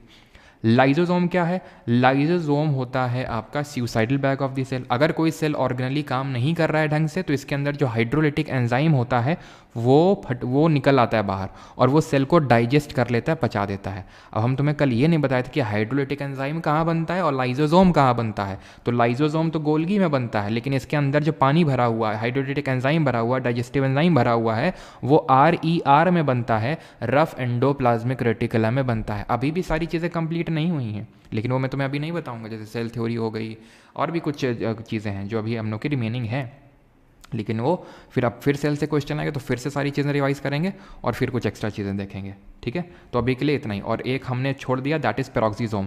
पेरोक्सीसोम को भी पढ़ लेते हैं। पेरोक्सीसोम में हमने क्या पढ़ा था कि ये ऑक्सीडेटिव क्रिस्टल्स बनाता है जिसके थ्रू ये डिटॉक्सिफिकेशन करता है, प्लस फैटी एसिड्स को ब्रेक करने में ये हेल्प करता है पेरोक्सीसोम। तो ऑक्सीडेटिव क्रिस्टल्स और फैटी एसिड, दो कीवर्ड याद रखने हैं पेरोक्सीसोम से। तो आंसर क्या हो जाएगा? फैट मेटाबॉलिज्म ऑफ फैट और स्टेरॉइड हार्मोन्स, ये हो जाएगा स्मूथ एंडोप्लाज्मिक रेटिकुलम। जो अंतर्द्राव्य जालिका जहाँ पे राइबोसोम नहीं होता है वो स्मूथ एंडोप्लाज्मिक रेटिकुलम होता है। चलिए डीएनए के बारे में थोड़ा देख लेते हैं और आगे बढ़ते हैं उसके बाद। तो डीएनए को ध्यान रखना, काफ़ी लोगों को डीएनए बोलो तो बस वाटसन और क्रिक ही याद आते हैं। भाई वाटसन और क्रिक ने डिस्कवरी नहीं करी थी इसके मॉलिक्यूल की, फ्रेडरिक मिशर ने करी थी, फ्रेडरिक मिशर ने। ठीक है, बट इसका जो डबल हेलिकल स्ट्रक्चर है, ठीक है, ये स्विट्ज़रलैंड से थे। कभी कभी ये भी पूछ लेता है कि भाई कहाँ से थे, ये तो स्विट्ज़रलैंड थे ये। ठीक है, डबल हेलिकल स्ट्रक्चर ने द्विकुंडलीय संरचना, डबल हेलिकल स्ट्रक्चर की डिस्कवरी किसने करी? तो ये करी वाटसन और क्रिक ने। कब करी? 1950s के टाइम पे, एक टू बी वेरी प्रिसाइज 1953 के टाइम पे। डबल हेलिकल मतलब इस तरह से द्विकुंडलीय संरचना होती है इस तरह से, और इसमें बेस पेयर होते हैं, 4 बेस पेयर होते हैं। एडिनाइन लिख देता हूँ यहाँ पे मैं, एडिनाइन, गुआमाइन, थाइमाइन और साइटोसाइन। ये डंडा बना के मैंने क्यों लिखा आगे? क्योंकि ये आपस में पेयरिंग करते हैं। एडिनाइन थाइमाइन से करता है, गुआमाइन साइटोसाइन से करता है। ये चीज़ ध्यान रखना है। आगे बढ़ते हैं। Identify the Indian musician who is associated with wind instrument played by blowing, जिसको कि ब्लोइंग यानी कि हवा डाल के उसको बजाया जाता है। तो पहले बताइए इसको हम किस तरह का स्ट्रक्चर, मतलब किस तरह का वाद्य यंत्र बोलेंगे? बिल्कुल डीऑक्सीराइबोन्यूक्लिक एसिड इसका फुल फॉर्म होता है। ठीक है, और क्रोमोजोम के अंदर ये होता है। और क्रोमोजोम हमारे कितने होते हैं? क्रोमोजोम हमारे टोटल 46 होते हैं, 46, लेकिन ये पेयर में एग्जिस्ट करते हैं, पेयर में। तो पेयर 23 हो जाएंगे, जिसमें कि 22 ऑटोसोमल होते हैं जो सेक्स में इन्वॉल्व नहीं होते हैं और एक सेक्स में इन्वॉल्व होता है। वो हम आगे पढ़ेंगे, XX XY सारी चीज़ें आगे। ठीक, चलिए। तो भाई ब्लो करके मतलब है कि हवा डाल के, हवा डाल के जो बजाए जाते हैं उनको बोलते हैं सुशिर वाद्य यंत्र। सुशिर वाद्य यंत्र, जिसमें कि तुम्हारे क्या क्या आ जाएंगे? जिसमें कि तुम्हारा फ्लूट आ जाएगा, जिसमें कि तुम्हारा सहनाई आ जाएगा। ये सब क्या है? सुशिर वाद्य यंत्र है। विश्व मोहन भट्ट की बात करें तो ये गिटार हो गया। एक मोहन वीणा होती है गिटार की तरह ही, ठीक है, मोहन वीणा। तो ये जो होते हैं ये बजाते थे। तो ये क्या होते हैं? गिटार में स्ट्रिंग्स होती हैं ना, तार से होते हैं, तो इसको स्ट्रिंग्ड इंस्ट्रूमेंट बोलेंगे, यानी कि ये तंतु वाद्य यंत्र बजाते थे, तंतु वाद्य यंत्र। पंडित रविशंकर, ये हमें नहीं पढ़ना, पंडित रविशंकर की अगर बात करें तो ये बजाते थे सितार। ये भी तंतु वाद्य यंत्र होता है क्योंकि इसमें भी स्ट्रिंग्स होती हैं। अब रविशंकर जी के रिगार्डिंग ये तो मैंने आपको बताया था कल ही कि सितार से संबंधित। अब इनके रिगार्डिंग बाकी चीज़ें देख लेते हैं, पंडित रविशंकर और उस्ताद बिस्मिल्लाह खान के बारे में। पहले पंडित रविशंकर जी के बारे में सारी चीज़ें देखते हैं। तो पंडित रविशंकर जी सितार से संबंधित, तो ये तो आपको रटा हुआ होना चाहिए, एस से शंकर, एस से सितार।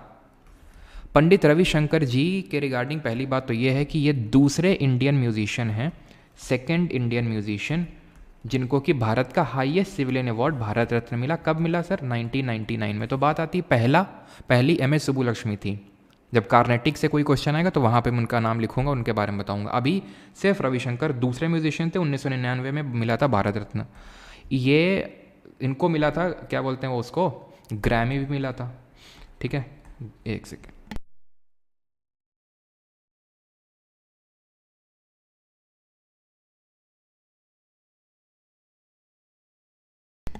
ठीक है, इनको ग्रैमी भी मिला था और ये पहले इंडियन थे जिनको ग्रैमी मिला था वेस्ट मीट्स ईस्ट के लिए। ये एल्बम है वेस्ट मीट्स ईस्ट, ये एक एल्बम है। ठीक है, एल्बम के लिए ही मिलता है ग्रैमी, अभी ग्रैमी आपने देखा होगा ये जाकिर हुसैन जी को मिला जो तबला वादक हैं, सबसे ज़्यादा बार ग्रैमी उनको मिला जाकिर हुसैन को, और रविशंकर को भी सबसे ज़्यादा बार ग्रैमी मिल चुका, टोटल 5 बार। लेकिन पहला वाला आपसे पूछेगा किसके लिए मिला था, वेस्ट मीट्स ईस्ट के लिए मिला था। और पहली विमेन अगर पूछ ले ग्रैमी किसको मिला था तो वो तन्वी शाह थी, लिख देता हूँ मैं, बहुत ज़्यादा ये सवाल नहीं पूछा जाता है लेकिन अगर पूछ ले तो पहली इंडियन विमेन जिनको ग्रैमी मिला तो तन्वी शाह थी, ठीक है। तो इनके लिए मिला ग्रैमी। और कब मिला ये भी अगर पूछ ले तो 1967 मिला, 1967 में, यानी कि ग्रैमी पहले मिला, देन भारत रत्न मिला। इनकी ऑटोबायोग्राफी है माई music my life, my music my life. इनके भाई थे उदय शंकर, जिनके बारे में कल ही देखो क्वेश्चन पूछ भी लिया, जबकि मैं ये हर बार बताता हूँ उदय शंकर जी के बारे में, और कल CHSL में सवाल पूछ लिया 3rd या फिर 4th शिफ्ट में।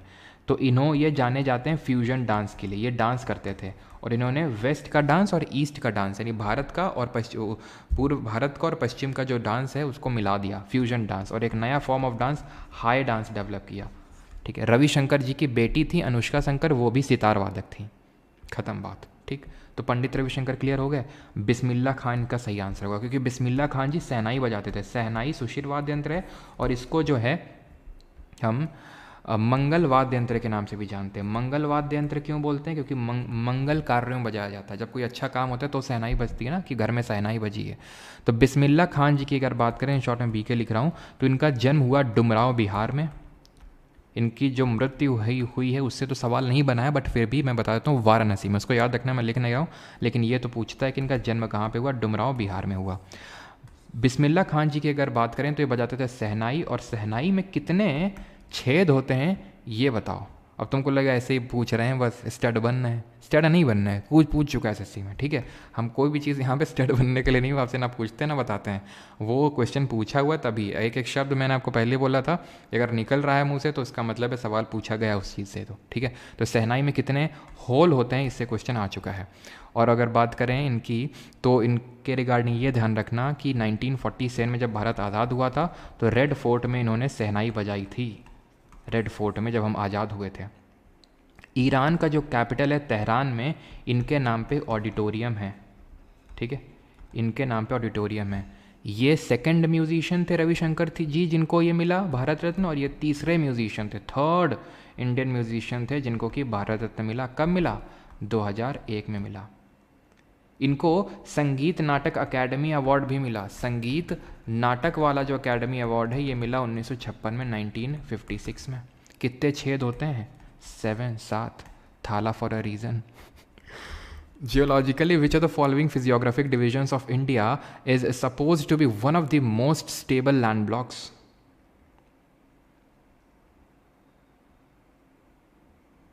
सर ब्लैक स्क्रीन कर लो, आइज़ पे स्ट्रेन नहीं होगी। स्ट्रेन तो नहीं होगी मुझे, लेकिन काफ़ी लोग ऐसे हैं जो इसका भी प्रिंट आउट वगैरह निकालते हैं, तो वो फिर बोलते हैं, क्योंकि मैं पहले करा था मैंने, तो फिर वो लोग बोलते हैं कि सर ऐसे मत करो, और हम प्रिंट आउट निकलवाने में इंक लगती तो फिर निकालता नहीं कोई, तो इसलिए मैं वाइट ही रखता हूँ, थोड़ी देर का स्ट्रेन सह लेंगे। Geologically which of the following physiographic divisions of India suppose to one of the most stable land block. Stable है, कौन सा स्टेबल है, Himalaya, northern plains, peninsular plateau या फिर इंडियन डेजर्ट। देखो ध्यान रखना, भारत को कितने भौगोलिक क्षेत्रों में विभाजित किया गया है, कितने फिजियोग्राफिक डिविजन्स में इंडिया को बांटा गया है, डिवाइड किया गया है। तो India has been divided into 6 physiographic divisions. इसको मैं मैप पे बना दूं, ये देखो मैप बन गया, ठीक। तो यहाँ पे है हमारे हिमालयास, ठीक है, तो ये हमारा पहला फिजियोग्राफिक डिवीजन हो गया। द ग्रेट नॉर्दर्न माउंटेन्स भी बोल देते हैं, उत्तर के मतलब उत्तर के पर्वत। देन यहाँ पे है हमें देखने को मिलेगा क्या, ये हैं नॉर्दर्न प्लेन्स यानी उत्तर के मैदान, ठीक है, नॉर्दर्न प्लेन्स हो गई है, उत्तर के मैदान। देन ठीक है, इसको थोड़ा और नीचे ड्रॉ कर लेते हैं यहाँ तक, ठीक। देन यहाँ पे हम देखने को मिलेगा, यहाँ पे पूरा क्या, पेनिनसुलर प्लेट्यू, प्रायद्वीपीय पठार, पेनिनसुलर प्लेट्यू देखने को मिलेगा, प्रायद्वीपीय पठार। देन यहाँ पे देखने को मिलेगा ये जो आप देख पा रहे हैं, ये इनको हम बोलते हैं तटीय मैदान, कोस्टल प्लेन्स। इनको बोलते हैं वेस्ट कोस्टल प्लेन्स और इनको बोलते हैं ईस्ट कोस्टल प्लेन्स, तो तटीय मैदान।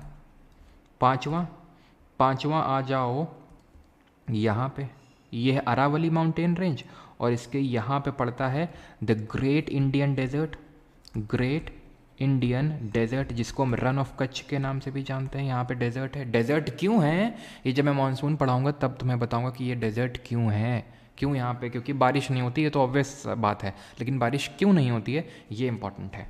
एंड देन आखिरी हमारा एक फिजियोग्राफिक डिवीजन बाकी है, और वो कौन सा है, वो है हमारे दीज ग्रुप ऑफ आइलैंड, यानी कि द्वीप समूह। ये कौन सा, लक्षद्वीप और ये अंडमान निकोबार। तो इन सब को हम क्लब करते हैं आइलैंड ग्रुप, ठीक है, आइलैंड ग्रुप में या फिर ग्रुप ऑफ आइलैंड में, जो कि एक ग्रुप ऑफ आइलैंड है ये बे ऑफ बंगाल में, दैट इज़ बंगाल की खाड़ी में, और दूसरे ग्रुप ऑफ आइलैंड है अरेबियन सी यानी अरब सागर में। ये लक्षद्वीप ग्रुप ऑफ आइलैंड है और Andaman Nicobar group of island है। तो टोटल 6 फिजियोग्राफिक डिविजन्स हो गए। अब यहाँ पे हम एक एक करके थोड़ा सा समझते हैं कि जैसे हिमालय कैसे बने और पेनिनसुलर प्लेट्यू कैसे बने। डेजर्ट जब मैं मानसून पढ़ाऊंगा तब बताऊंगा। तो हिमालय ऐसे बने कि देखिए, सबसे पहली बात तो ये था कि आज से काफ़ी साल पहले की बात है कि लैंड मास एक साथ था, पूरा ज़मीन एक साथ थी, पानी एक साथ था। जो ज़मीन एक साथ थी उसको पैंजिया बोला हमने, और जो पानी एक साथ था उसको पैंथालासा बोला हमने। ये क्या हुआ, एक दिन हम ऐसे बैठे थे कुर्सी डाल के, देखा ये टूट गया ये पैंजिया। और पैंजिया जो टूट गया, हम नहीं, ये अल्फ्रेड वेगनर जी जो है कुर्सी डाल के बैठे हुए थे, तो उन्होंने ही बताया था कि किस तरह से कॉन्टिनेंट ड्रिफ्ट किए। उन्होंने ही बताया था किस तरह से पूरा लैंड मास एक साथ था और पूरा वाटर बॉडी एक साथ था। लैंड अगर हम देखें तो पानी तो आज भी कनेक्टेड है आपस में, पैसिफिक ओशन कनेक्टेड है अटलांटिक से, फिर वो इंडियन से कनेक्टेड है इंडियन ओशन से, तो इस तरह से पानी तो कनेक्टेड है, लेकिन ये पूरे सारे कॉन्टिनेंट्स एक साथ थे, उसको हम पैंजिया बोले। देन ये ब्रेक किया। कैसे ब्रेक किया, ये ब्रेक कुछ इस तरह से किया, ऊपर वाला पार्ट निकल गया लॉरेशिया, और नीचे वाला पार्ट निकल गया, इसको बोला गोंडवाना लैंड। तो इंडिया को पूछता है किसका पार्ट था, तो इंडिया गोंडवाना लैंड का पार्ट था। फिर ये डिफरेंट प्लेट्स इसमें बनी, डिफरेंट प्लेट्स, ठीक है। उन लिथोस्फेरिक प्लेट के बारे में हम आगे पढ़ेंगे जब क्रस्ट मैंटल कोर के बारे में पढ़ेंगे। तो एक प्लेट थी जिसको इंडो यूरेशियन प्लेट बोलते हैं। ये इंडियन यूरेशियन प्लेट जब ऊपर गई, और ये आपकी इंडो ऑस्ट्रेलियन प्लेट जब ऊपर गई तो यूरेशियन प्लेट से टकराई, तो उसकी वजह से हिमालय का फॉर्मेशन हुआ। समझ में आया तो ठीक, नहीं तो फिर जब हिमालय पढ़ेंगे तो वहाँ मैं फिर से समझा दूंगा कि यहाँ पे एक टेथीस सी था, टेथीस सागर था बीच में, जिसके सेडिमेंट आज भी हमें हिमालय में देखने को मिलते हैं। लेकिन इस सवाल का जो सही उत्तर होगा वो पेनिनसुलर प्लेट्यू होगा। ये स्टेबल है, सबसे ज़्यादा स्टेबल लैंड ब्लॉक है, ठीक है। और पेनिनसुलर प्लेट्यू का फॉर्मेशन कैसे हुआ, तो जब ये इंडियन प्लेट ऊपर जा रही थी, जब यूरेशियन से टकराई तब तो हिमालय का फॉर्मेशन हुआ। ये जब इसका ऊपर की तरफ ड्रिफ्ट हो रहा था, ऊपर की तरफ जा रही थी पेनिनसुलर प्लेट्यू, ये जो हमारी इंडियन लैंड है, तभी यहाँ पे वॉल्केनिक एक्टिविटी की वजह से इसका फॉर्मेशन हुआ था। वॉल्केनिक एक्टिविटी हुई थी यहाँ पे, जिसकी वजह से इसका फॉर्मेशन हुआ। और क्योंकि ये काफ़ी पुराना है हिमालय के कंपैरिजन में, तो ये काफ़ी स्टेबल है। यहाँ पे बहुत ज़्यादा तुम भूकंप वगैरह वॉल्केनिक एक्टिविटी नहीं देखोगे। इसका जो ये बना किससे हुआ है, एंशिएंट ग्रेनाइट और ग्नीस से बना हुआ है। एंशिएंट ग्रेनाइट और ग्नाइस जो रॉक्स होती हैं, इससे बना हुआ है। कौन, इससे बना हुआ है हमारा जो पेनिनसुलर प्लेट्यू, प्रायद्वीपीय पठार है। अब पेनिनसुलर प्लेट्यू के बारे में हम आगे पढ़ेंगे, वेस्टर्न घाट, ईस्टर्न घाट और डेक्कन प्लेट्यू के बारे में, लेकिन अभी के लिए सिर्फ इतनी चीज़ पढ़नी है आपको कि 6 फिजियोग्राफिक डिविजन्स हैं, कौन कौन से हैं समझ लिए, और हिमालय का फॉर्मेशन कैसे हुआ और पेनिनसुलर प्लेट्यू का फॉर्मेशन कैसे हुआ, इतनी चीज़ आपको क्लियर। आगे बढ़ते हैं। Who among the following was conferred with the title of खाने खाना अंडर अकबर? निम्नलिखित में से किसे अकबर के अधीन खाने खानन की उपाधि प्रदान की गई थी? फजल, टोडरमल, बैरम खान या फिर बाज बहादुर? खाने खाना ये टाइटल दिया गया था बैरम खान। एक्चुअल में बैरम खान का जो बैरम खान का जो बेटा था उसका नाम था अब्दुल रहीम खाने खाना, ठीक है। और ये जो टाइटल है खाने खाना, ये बैरम खान का था। एक्चुअल में बैरम खान जो था अकबर का जो पापा था, दैट इज़ हुमायूं, उसके अंडर में सर्व करता था। फिर हुमायूं की डेथ हो जाती है, हमें पता है 1555 में, 1555 में उसकी डेथ हो जाती है लाइब्रेरी की सीढ़ियों से गिरने की वजह से। तो अकबर 13 साल की उम्र में ही एक तरह से रूलर बन जाता है, लेकिन 13 साल की उम्र में क्या ही रूल करेगा, तो उसके नाम पे बैरम खान रूल कर रहा था। इसीलिए ही बैरम खान ने ही जो सेकेंड बैटल ऑफ पानीपत हुआ था, ठीक है, पानीपत का जो दूसरी लड़ाई हुई थी, कब हुई थी, 1556 में, 1556 में, हुमायूं के जाने के 1 साल बाद।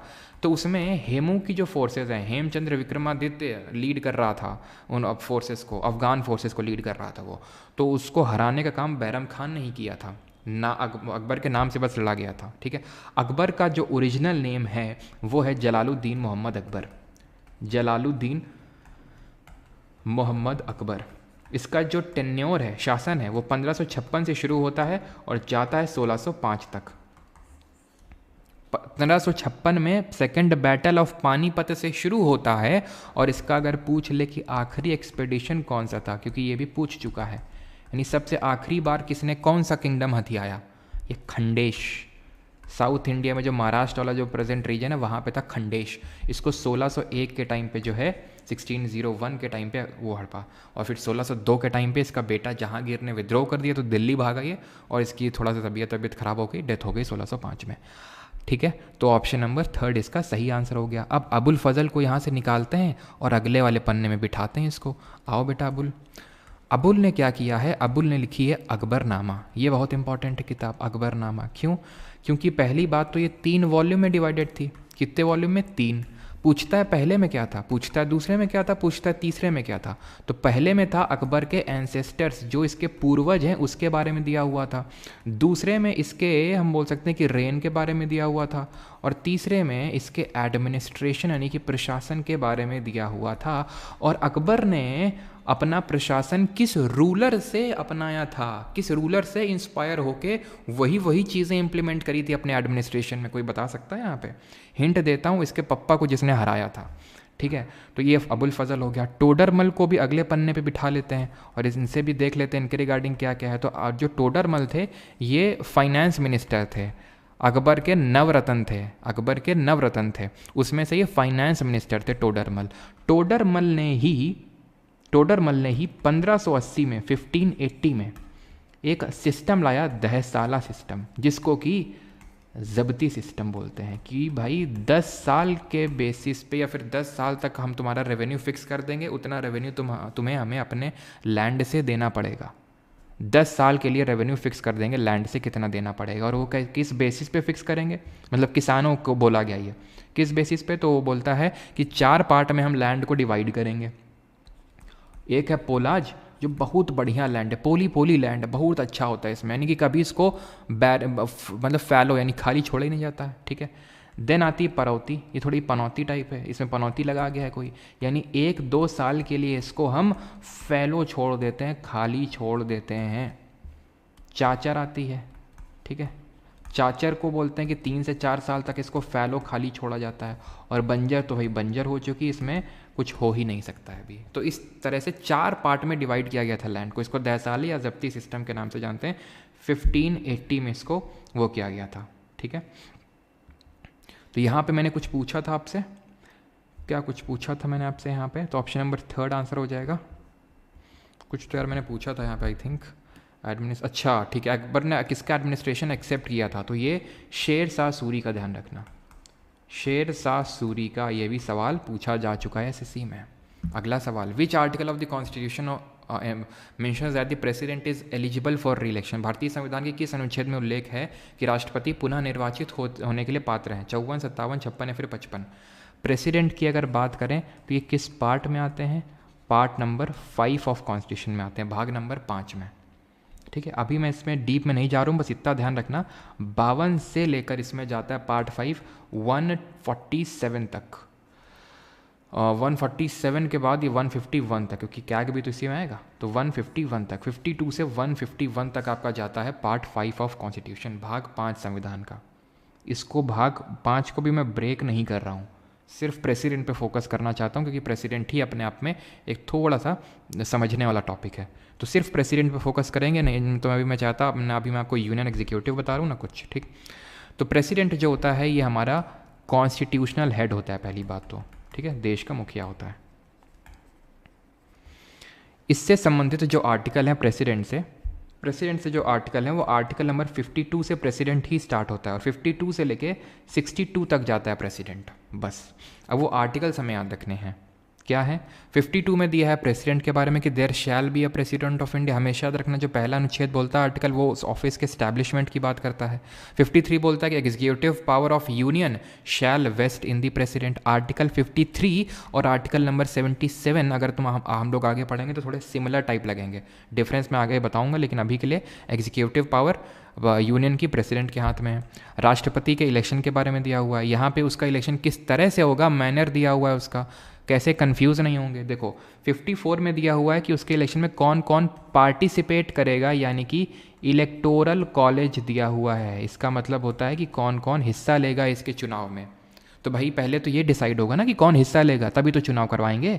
तो इलेक्टोरल कॉलेज में कौन कौन आता है, तो निर्वाचित यानी इलेक्टेड एमपीज और एमएलएज यानी निर्वाचित सांसद और विधायक। अभी आप देख रहे हैं ना राहुल गांधी लड़ रहे हैं मोदी जी से, और ये वो सब लड़ाई चल रही है ना। वो क्या है, सब सांसद लोग हैं, ठीक है, एमपीज हैं, मेंबर ऑफ पार्लियामेंट। और जो हमारे स्टेट में होते हैं वो विधायक होते हैं, जैसे योगी आदित्यनाथ हो गए तो क्या है, विधायक हैं वो, ठीक है। अभी तक अखिलेश यादव क्या थे, एमएलए थे, लेकिन अभी वो एमएलए की सीट छोड़ के एमपी बन गए, मेंबर ऑफ पार्लियामेंट बन गए। तो ये इलेक्टेड वाले ही लेते हैं, नॉमिनेटेड वाले हिस्सा नहीं लेते हैं, ध्यान रखना ये चीज़, ध्यान रखना, नामित वाले हिस्सा नहीं लेते हैं। मैनर किस तरह से चुनाव होता है राष्ट्रपति का, तो ये होता है प्रोपोर्शनल रिप्रेजेंटेशन, प्रोपोर्शनल रिप्रेजेंटेशन जिसको बोलते हैं अनुपातिक प्रतिनिधित्व, और STV that is single transferable vote, एकल संक्रमणीय मत की प्रणाली से होता है। और ये इनडायरेक्ट इलेक्ट होता है। इनडायरेक्ट का मतलब होता है अप्रत्यक्ष रूप से चुनाव होता है। अप्रत्यक्ष का मतलब होता है कि लोग डायरेक्टली जाके वोट नहीं करते हैं, लोगों के द्वारा चुने हुए प्रत्याशी वो चुनते हैं। 56 में टर्म ऑफ ऑफिस दिया है, कितने साल का होता है, 5 साल का। एलिजिबिलिटी क्या होती है री इलेक्शन की, तो एलिजिबिलिटी कुछ नहीं है, एनी नंबर ऑफ टाइम कोई भी एलिजिबल है फॉर री इलेक्शन। अनलाइक इन USA जहाँ पे कोई भी प्रेसिडेंट बन सकता है मात्र 2 बार तक, मैक्सिमम 2 बार तक, यहाँ पे एनी नंबर ऑफ टाइम। वही पूछा है यहाँ पे क्वेश्चन, एलिजिबिलिटी फॉर री इलेक्शन, तो 57 सही इसका आंसर हो जाएगा। 58 क्वालिफिकेशन दी हुई है, तो क्वालिफिकेशन के लिए जो भारत का एक तो नागरिक होना चाहिए, न्यूनतम आयु 35 होनी चाहिए। देखना 35 होती है राज्यपाल के लिए भी, उपराज्यपाल बोल रहा हूँ, उपराष्ट्रपति के लिए, ठीक है, तो इनके लिए भी 35 ईयर होती है। और ये लोकसभा का सदस्य चुने जाने योग्य होना चाहिए, यानी इसकी क्वालिफिकेशन लोकसभा के कैंडिडेट के लिए जो एलिजिबिलिटी क्वालिफिकेशन चाहिए होती है वो इसको भी चाहिए होगी। लोकसभा के लिए 25 एज होती है, 25, लेकिन क्योंकि इसके लिए 25 नहीं 35 चाहिए, तो एज अलग से लिखी गई है 35, और बाकी सारी चीज़ें लोकसभा के अगर किसी को प्रत्याशी बनना वो वाली क्वालिफिकेशन होनी चाहिए। Condition of president office, condition ये है, शर्त ये है कि अगर तुम MP हो, तुम MLA हो और तुम्हारा प्रेसिडेंट के लिए चुनाव हो गया है, तुम बन गए हो प्रेसिडेंट, तो तुम तुरंत सीट छोड़ो प्रेसिडेंट की सीट पे जाने से पहले, ये है कंडीशन। 60वां ओथ अफर्मेशन है कि क्या शपथ, तो कौन शपथ दिलाएगा, CJI that is chief justice of India, Bharat का मुख्य न्यायाधीश शपथ दिलाएगा। और 61 में है प्रोसीजर फॉर इम्पीचमेंट, जिसको कि अभी मैं डिस्कस नहीं करने वाला हूँ, ठीक है। 61 को भी मैं डिस्कस नहीं कर रहा हूँ, बिकॉज इसमें मुझे आपको समझाना पड़ेगा कि किस तरह से इम्पीचमेंट होता है, कहाँ से लिया और कौन कौन पार्टिसिपेट करता है। तो हम लेकिन अभी पढ़ेंगे कि किस तरह से ये आर्टिकल्स हम याद कर सकते हैं, सो दैट आर्टिकल हम भूले नहीं कि 57 में था कि 56 में था कि 55 में था। तो उसके लिए एक ट्रिक ये है कि प्रेम, इस तरह से हम याद करते हैं कि भाई प्रेम कोई लड़का है, उससे आपने बोला कि प्रेम भाई ट्रैकिंग पे चलना है, इसलिए सो कम ऑन टाइम, ठीक है, सो कम इन टाइम। देखो प्रेम से PR से प्रेसिडेंट, E से एग्जीक्यूटिव पावर, E से इलेक्शन ऑफ प्रेसिडेंट, M से मैनर ऑफ इलेक्शन, ट्र से टर्म ऑफ ऑफिस, E से eligibility for reelection, Q से क्वालिफिकेशन, C से कंडीशन, O से ओथ, इन से इम्पीचमेंट, और टाइम से time of holding the election to fill the vacancy. ठीक, अभी के लिए ऐसे इतना ही आपको याद रखना है। तो ऑप्शन नंबर 2 यहाँ पे सही आंसर हो जाएगा, ठीक। और उसका भी आई थिंक हिंदी में भी कुछ ऐसा करके होता है, पकानी कोका द्योदशम, ठीक है, पकानी कोका द्योदशम करके होता है हिंदी में, अगर मैं ट्रिक की बात करूं, ठीक है, द्योदशम ऐसे करके होता है। तो पास से तो हो गया कि भाई आर्टिकल 52 अनुच्छेद 52 जो बात करता है कि भारत का एक राष्ट्रपति होना चाहिए, ठीक है, राष्ट्रपति के पद की बात करता है। का से कार्यकारी का अध्यक्ष होता है, एग्जीक्यूटिव मतलब जो कार्यकारी शक्तियाँ होती हैं केंद्र की वो राष्ट्रपति के हाथ में होती हैं। नी से आपका निर्वाचन हो जाएगा, इलेक्शन ऑफ प्रेसिडेंट, ठीक है। को से हो जाएगा क्या, पकानी कोका, को से क्या हो जाएगा, को से क्या हो जाएगा भाई, मैनर ऑफ इलेक्शन तो हो गया, ठीक है, मैनर ऑफ इलेक्शन कि कौन कौन पार्टिसिपेट करेगा, ठीक है। का से अगर बात करें टर्म, कार्यकाल हो जाएगा, बिल्कुल। को से मतलब कौन पार्टिसिपेट करेगा इसके इलेक्शन में, ठीक है। का से हो जाएगा कि कार्यकाल कितना होगा, ठीक है। देन दुयो से क्या हो जाएगा, यो से योग्यता हो जाएगा, ठीक है, क्वालिफिकेशन हो जाएगा। दशम से हो जाएगा दशाएं, ठीक है, यानी कि कंडीशन ऑफ प्रेसिडेंट ऑफिस। तो ये आई थिंक 59 तक ऐसे करके आप याद कर सकते हैं, ठीक है। चलिए आगे बढ़ते हैं। Who elects the president presiding officer the speaker in the state legislature, राज्य विधानमंडल में पीठासीन अधिकारी का चुनाव कौन करता है, member of Vidhan Sabha, member of Vidhan Parishad, chief minister या फिर काउंसिल ऑफ मिनिस्टर्स। जेई की वैकेंसी इंक्रीज़ हो गई है, ठीक है, रहना तो सर हिंदी वाला। हाँ, हिंदी वाले में ऐसा ही है कुछ पकानी कोका दोयो दशम करके, ठीक है। Who elects the presiding officer, तो कौन इलेक्ट करता है? अभी आपने देखा होगा स्पीकर के लिए इलेक्शन हुआ था लोकसभा में, और ये 1946 के बाद हुआ पहली बार, लेकिन ये पार्लियामेंट की बात नहीं कर रहा है, स्टेट लेजिस्लेचर की बात कर रहा है। आंसर होगा विधानसभा। लोकसभा का स्पीकर कौन चुनता है? लोकसभा के सदस्य। उसी तरह ही जो स्टेट लेजिस्लेचर का मतलब क्या होता है? इसका मतलब होता है लेजिस्लेटिव असेंबली, विधानसभा, जो कि भारत के 28 राज्यों में से 28 के पास है। और लेजिस्लेटिव काउंसिल, और कितनी यूटी हैं? 8 यूटी हैं भारत में। उनमें से कितने यूटी में, केंद्र शासित प्रदेश में, ये देखने को मिलेगी लेजिस्लेटिव असेंबली? बताइए। लेजिस्लेटिव काउंसिल होता है विधान परिषद, जैसे कि राज्यसभा होता है अपर हाउस, जैसे राज्यसभा होता है पार्लियामेंट में, वैसे लेजिस्लेटिव काउंसिल होता है स्टेट लेजिस्लेचर में। जैसे लोकसभा होता है पार्लियामेंट में, वैसे लेजिस्लेटिव असेंबली होता है स्टेट लेजिस्लेचर में। स्टेट लेजिस्लेटिव असेंबली तो हर राज्य में है, लेकिन लेजिस्लेटिव काउंसिल हर राज्य में नहीं है। और यूटी तो छोड़ ही दो, यूटी तो एक भी नहीं है जहाँ लेजिस्लेटिव काउंसिल हो। लेजिस्लेटिव असेंबली है 2 यूटीज़ में करेंटली, दिल्ली और पुडुचेरी। दिल्ली और पुडुचेरी, इसीलिए यहीं के एमएलए लोग जो हैं पार्टिसिपेट करते हैं प्रेसिडेंट के इलेक्शन में। सिर्फ एकमात्र 2 यूटी हैं। अभी जम्मू एंड कश्मीर में भी कुछ दिनों में चुनाव होंगे, वहाँ पे भी आपकी लेजिस्लेटिव असेंबली बन जाएगी तो 3 यूटी हो जाएंगी जैसे ही बनेगी। लेजिस्लेटिव काउंसिल यूटी में तो एक भी नहीं है, लेकिन 6 राज्य हैं भारत के जहाँ पे लेजिस्लेटिव काउंसिल यानी कि विधान परिषद है।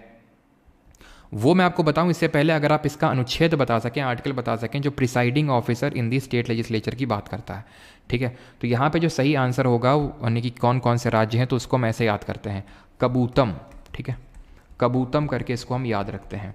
के से हो जाएगा हमारा कर्नाटक, ठीक है, के से हो जाएगा कर्नाटक। ए से हो जाएगा आंध्र प्रदेश, जहाँ पे लेजिस्लेटिव काउंसिल है। बी से हो जाएगा बिहार। यू से हो जाएगा उत्तर प्रदेश, जहाँ पे सबसे ज़्यादा लोकसभा में सीटें हैं, सबसे ज़्यादा राज्यसभा में सीटें हैं, सबसे ज़्यादा लेजिस्लेटिव असेंबली में लोग यानी एमएलए हैं यहाँ पे, ठीक है। टी से अगर बात करें तो हो जाएगा तेलंगाना, तमिलनाडु मत लगा देना इसमें। और एम से हो जाएगा आपका महाराष्ट्र, ठीक।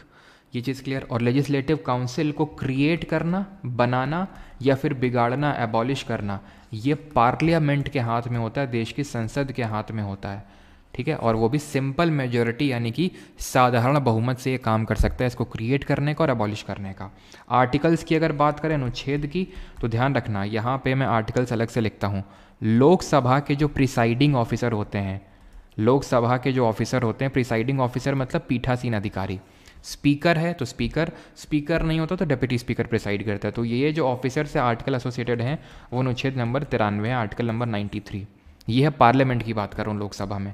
लेजिस्लेटिव असेंबली की अगर बात करें तो 178 नंबर आर्टिकल में। अभी जो पेपर हुए हैं सीपीओ के ख़त्म, उसमें स्टेट लेजिस्लेचर से ही उसने आर्टिकल्स पूछे हैं, ठीक। तो ये ध्यान रखना, लोकसभा में अगर बात करें जो presiding officer speaker deputy speaker तो 93, और लेजिस्लेटिव असेंबली में बात करेंगे तो 178। स्पीकर की इलेक्शन की डेट कौन फिक्स करता है? पार्लियामेंट में अगर बात करें तो वो करता है प्रेसिडेंट, और डिप्टी स्पीकर की करता है स्पीकर। स्पीकर अपना जो इस्तीफ़ा होता है हमेशा वो डिप्टी स्पीकर को देता है, और डिप्टी स्पीकर स्पीकर को देता है, ये भी ध्यान रखना है। अगला है हमारा 15th। Who among the following revolutionaries was one of the co-founders of the HSRA which got established in 1928 at Firoz Shah Kotla in New Delhi? तो निम्नलिखित में से क्रांतिकारियों में से कौन हिंदुस्तान सोशलिस्ट रिपब्लिकन एसोसिएशन के संस्थापकों में से एक थे? था नहीं, थे लिखो यहाँ पे, ठीक है। जिन्होंने जिसकी स्थापना 1928 में दिल्ली में फिरोज शाह कोटला में हुई थी। तो कल मैंने आपको बताया था कौन कौन सी पार्टी थी। एक तो सबसे पहले हिंदुस्तान रिपब्लिकन एसोसिएशन बनी थी 1924 में, 1924 में। ये कानपुर में बनी थी, सचिन सान्याल हो गए, रोशन सिंह हो गए, राजेंद्र लहिरी हो गए, इन लोगों ने बनाई थी इसको, सचिन सान्याल, रोशन सिंह और राजेंद्र लहिरी। और फिर अगले साल ही काकोरी कांड इन्होंने अंजाम दिया 1925 में, उसको हम ट्रेन रॉबरी के नाम से भी जानते हैं। देन जब इन लोगों की अरेस्ट हो गई, कुछ लोगों को मार डाला गया ब्रिटिशर्स के द्वारा, तो HSRA बनी। इसी का ही socialist version Hindustan socialist republican association. 4 साल बाद वर्ल्ड कप हुआ फिरोज शाह कोटला स्टेडियम में, जिसको कि अभी हम अरुण जेटली स्टेडियम के नाम से जानते हैं, ऐसे याद कर लो, ठीक है। तो 1928 में किसने बनाया? चंद्रशेखर आज़ाद ने, भगत सिंह ने, सुखदेव, राजगुरु, इन लोगों ने बनाया, ठीक है। तो ये ध्यान रखना। भगत सिंह ने एक और पार्टी का गठन किया था, उसको हम जानते हैं पंजाब नौजवान भारत सभा। पंजाब नौजवान भारत सभा, ये जो पंजाब नौजवान भारत सभा है ये 1916 1916 में बनती है। और बस और क्या इसमें याद करोगे, ठीक है। और ध्यान रखना इनकी एक किताब थी why I am an atheist, ये भी ध्यान रख लेना, why I am an atheist, मैं नास्तिक क्यों हूँ, ये इनकी एक बुक का नाम है, ठीक। अब यहाँ पे आंसर क्या हो जाएगा, भगत सिंह। गोपाल कृष्ण गोखले, ध्यान रखना इन्होंने एक बनाई थी servants of India society, servants of India society, ये बनाई थी 1905 में, 1905 में। ये गांधी जी के पॉलिटिकल गुरु थे, राजनैतिक गुरु थे, किसके, गांधी जी के। सुभाष चंद्र बोस जी के चित्तरंजन दास थे पॉलिटिकल गुरु, और ये गांधी जी के थे। गोपाल कृष्ण गोखले ने 1905 में बनारस में सेशन हुआ था कांग्रेस का, उसकी अध्यक्षता करी थी। 1905 में बंगाल का विभाजन हुआ था, जस्ट उसी साल में बनारस में कांग्रेस का सेशन हुआ था, तो उसको इन्होंने प्रिसाइड किया था, ठीक है। महात्मा गांधी के बारे में तो हम आगे देखेंगे, और अरविंदो घोष के बारे में ऐसा ज़्यादा कुछ स्पेशल है नहीं, बस ये है कि अलीपुर बॉम्ब कॉन्स्पिरेसी केस हुआ था, उसमें थोड़ा सा इनका इन्वॉल्वमेंट निकला था जो कि बाद में प्रूव नहीं हो पाया था, तो इसलिए वो भी अभी हम नहीं करेंगे। क्लियर इतनी चीज़। अब हमने कल जो पार्टियां पढ़ी थी उनको रिवाइज कर लेते हैं जल्दी से। CPI पर ने बताया था, मैंने कांग्रेस सोशलिस्ट पार्टी बताई थी मैंने आपको, मैंने all India trade union Congress बताई थी, और कौन सी पार्टी बताई थी, स्वराज पार्टी बताई थी। एक और नोट करोगे, ऑल इंडिया किसान सभा 1920 ताशकंद उज़्बेकिस्तान में, MN रॉय, ठीक है, MN रॉय ने। 1925 में फॉर्मलाइज हुई थी कानपुर में, और 1924 में कानपुर बोल्शेविक कॉन्स्पिरेसी केस हुआ था, ध्यान रख लेना। 1934 में 1934 में किसने, आचार्य नारायण देव, जयप्रकाश नारायण, ठीक है, मीनू मसानी, ये सब लोग, ये सब कल मैं लिख चुका हूँ इसलिए जल्दी जल्दी इस तरह से लिख रहा हूँ, ठीक है। All India trade union Congress 1920 में किसने बनाया, नारायण मल्हर जोशी जी ने। लाला लाजपत राय, जोसेफ बाप्तिस्ता। स्वराज पार्टी बहुत इंपॉर्टेंट है, 1923 1930 में। कौन फाउंडर था, CR दास और मोतीलाल नेहरू, जिसमें कि ये पहले प्रेसिडेंट थे, ये सेक्रेटरी बने थे। और ऑल इंडिया किसान सभा, ये आज नोट कर लो, 1936 में बनी थी, 1936 में। सहजानंद सरस्वती, सहजानंद सरस्वती। कांग्रेस का एक अधिवेशन हुआ था 1936 में ही फैज़पुर में, जो पहला कांग्रेस का सेशन था जो किसी गांव में हुआ हो, उसी टाइम बनी थी ऑल इंडिया किसान सभा 1936 में। सहजानंद सरस्वती इसके फाउंडर थे। Read the correct statement. चलो भाई, ये क्वेश्चन एक्चुअल में इस क्वेश्चन को मैंने रिप्लेस किया था इस क्वेश्चन से, तो इस क्वेश्चन को अभी नहीं करेंगे, ठीक है। कारण इसका ये है क्योंकि मुझे फिर DPSP में डीप डेवल करना पड़ेगा, और वो भी मैं करना नहीं चाहता हूँ, ठीक है। तो इस क्वेश्चन को अभी स्किप करेंगे, इसको मैं कल रखूँगा इस सवाल को, बिकॉज नहीं तो फिर फालतू में बहुत लंबा सेशन हो जाएगा। प्रेसिडेंट वैसे ही हम पहले पढ़ चुके हैं, अब ये क्वेश्चन कर लेते हैं, ठीक है सर। तो इसको अभी स्किप करेंगे, इसको करेंगे 16 नंबर। Sattriya dance form is famous in which of the state. Sattriya नृत्य शैली इनमें से किस राज्य में प्रसिद्ध है, ठीक है। क्योंकि इसको मुझे पढ़ाने के लिए DPSP को पूरा कम से कम मुझे 10 मिनट लगेगा, ठीक है। तो वो फालतू में लंबा लेक्चर हो जाएगा, और इतना लोड अभी शुरू में नहीं लेना। शुरू में लोड होगा, मैं आपको पहले बता दूं, शुरू के 10 लेक्चर्स में आपको मैक्सिमम लोड लगेगा, उसके बाद ये लोड धीरे धीरे कम होता जाएगा, बिकॉज आप देखेंगे कि बहुत सारी चीज़ें रिपीट होने लगेंगी अपने आप, तो वो बस हम रिवाइज़ करेंगे तुरंत उसको, ठीक है। Sattriya dance form is famous in which of the state. तो सत्तरिया नृत्य कहाँ का है, तो सबसे पहली बात तो सत्तरिया एक हमारा भारत का 1 ऑफ द 8 क्लासिकल डांसेस में है।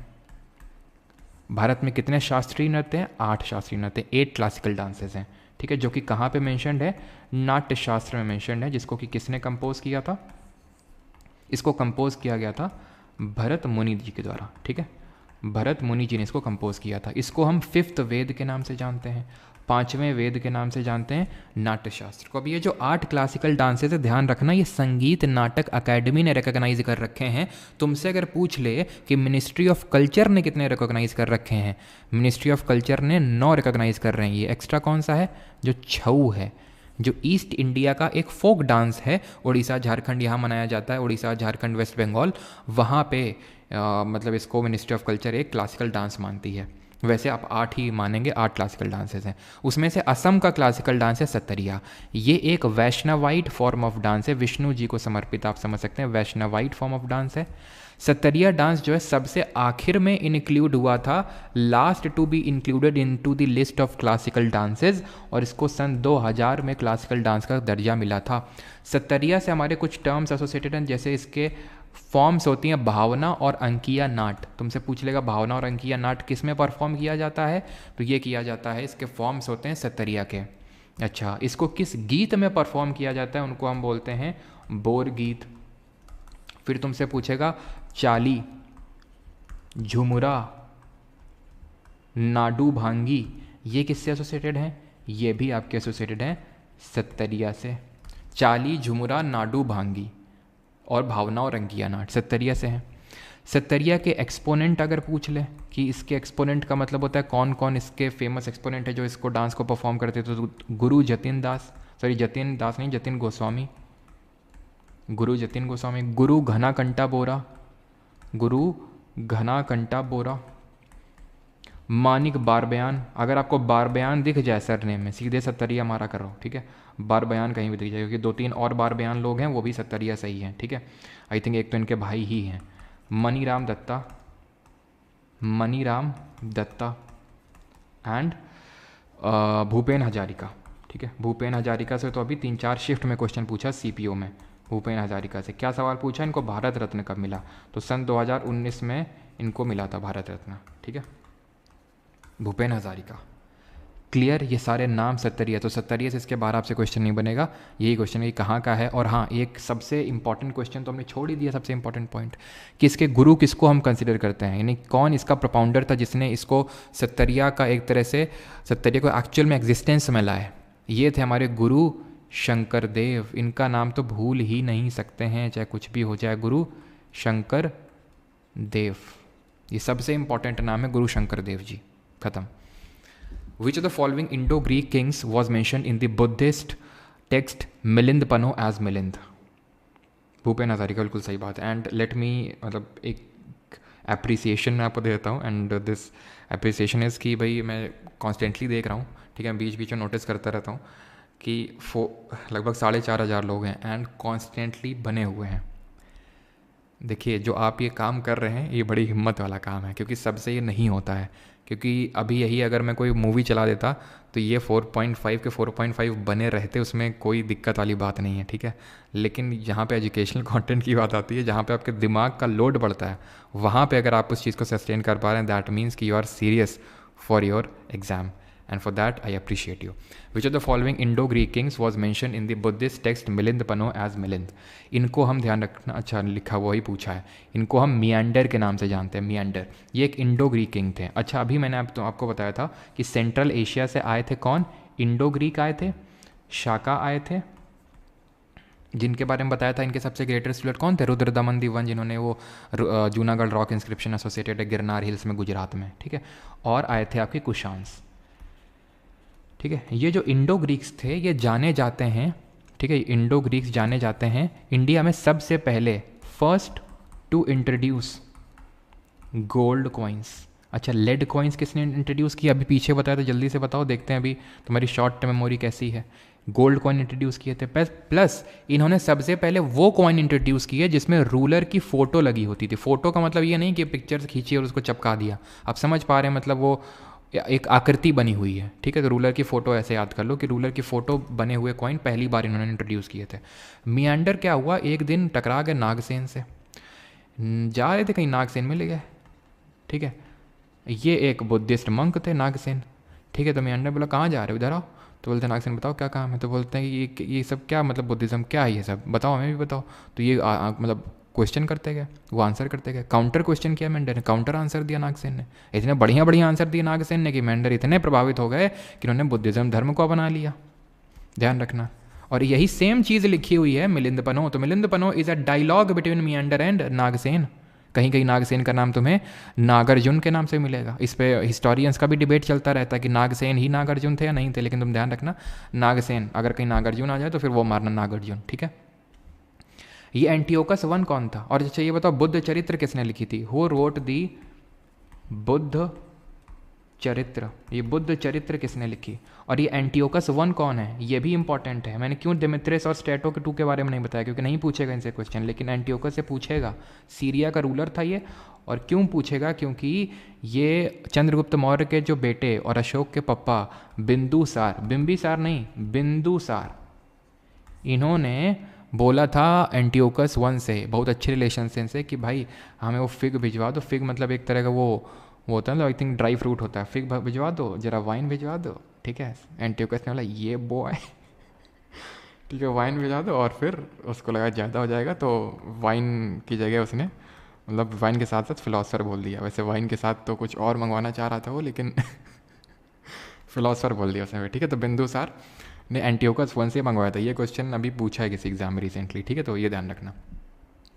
Dash is a mode of, third last question is a mode of communication in itself and it also regulates the use of other means of communication. Dash अपने आप में संचार का एक तरीका है और ये संचार के अन्य साधनों के उपयोग को भी नियंत्रित करता है। तो संचार के लिए ये यूज़ होती है हमारी सैटेलाइट, ठीक है।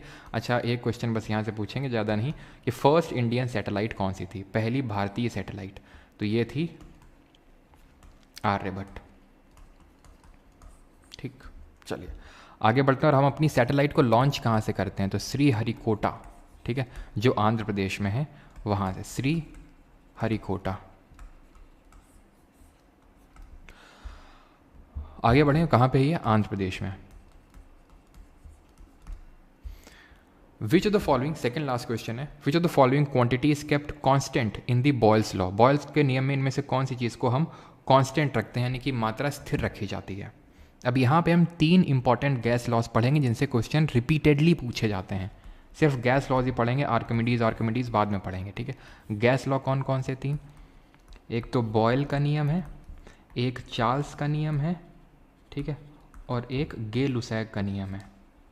गे लुसैग का नियम है। बॉयल्स जी ने ये बोला कि अगर हम टेम्परेचर को कांस्टेंट रखें, नियतांक रखें, तापमान को नियतांक रखें, तो प्रेशर जो है, दाब जो है, वो आयतन यानी वॉल्यूम के व्युत्क्रमानुपाती है, दैट इज़ इन्वर्सली प्रोपोर्शनल है। इसी को ही मैं इस तरह से लिख सकता हूँ, PV is equals to constant, यानी कि इसी को ही मैं इस तरह से लिख सकता हूँ, P1 V1 is equals to P2 V2। Temperature constant होता है, यहाँ पे ये चीज़ ध्यान रखना है, ठीक है। ये तापमान नियतांक होता है, that is it is constant. Charles law की अगर बात करें तो ये क्या बोलता है, ये चार्ल्स जी ने, और ये लॉ कब दिया, बॉयल्स जी ने ये लॉ दिया था 1662 में, 1662 में, और चार्ल्स जी ने ये लॉ दिया था 1687 में, 1787 में। ये इन्होंने, चार्ल्स जी ने क्या बोला कि वॉल्यूम जो है, आयतन, वो एब्सोल्यूट टेम्परेचर, किसी भी गैस का वॉल्यूम, उसका आयतन उसके एब्सोल्यूट टेम्परेचर पे डिपेंड करेगा। अब जैसे मैं एग्जांपल, तो यहाँ पे जैसे मैंने जब बैच में पढ़ाया था तो मैंने एक वीडियो भी आपको दिखाया था कि किस तरह से चिप्स पैकेट वो फूल रहा था, है ना, ऊपर नीचे जाने पे, तो वो खैर अभी छोड़ो। जैसे कि वॉल्यूम अगर, जैसे प्रेशर अगर घटता है, तो जैसे ऊपर जाने में प्रेशर घटता है, तो जैसे आप जब प्लेन में बैठोगे ना, जब प्लेन में बैठोगे आप, तो ऊपर अगर जैसे तुम्हारा प्लेन ऊपर जाएगा, अगर चिप्स का पैकेट होगा, अगर तुम, ठीक है, जो अगर रियर होगा, तो उसमें मतलब फूलने लगेगा धीरे धीरे, एकदम फ्लफ हो जाएगा, एकदम ऐसा लगेगा फट जाएगा भी। जैसे नीचे आएगा आपका प्लेन तो वो हो जाएगा। वो बॉयल्स लॉ के कॉन्सेप्ट पे काम करता है कि वहाँ पे ऊपर जाने में प्रेशर घटता है तो उसका वॉल्यूम, आयतन बढ़ने लगता है गैस का। यहाँ पे क्या है कि अगर तुम टेम्परेचर बढ़ाओगे तो उसका आयतन बढ़ता जाएगा।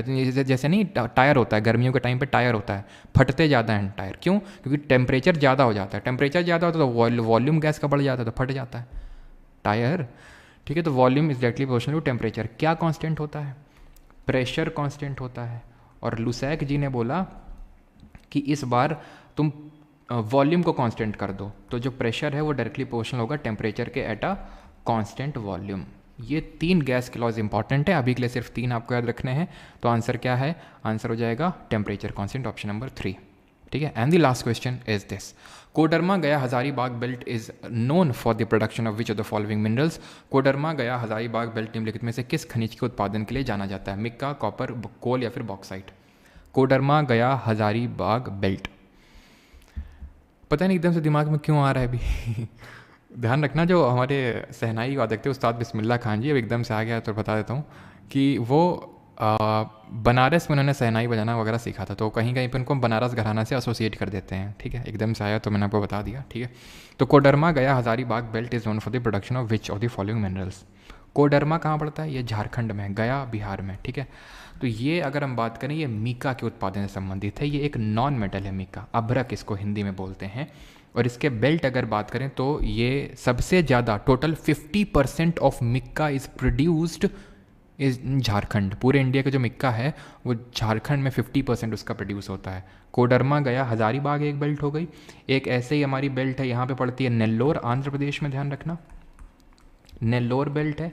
ये आंध्र प्रदेश में है, और एक अजमेर बेल्ट है, राजस्थान साइड है। ठीक है, तो राजस्थान हो गया, थोड़ा बहुत आंध्र प्रदेश, साउथ इंडिया हो गया, और ईस्टर्न इंडिया, ये मिक्का के टॉप प्रोड्यूसिंग बेल्ट हैं।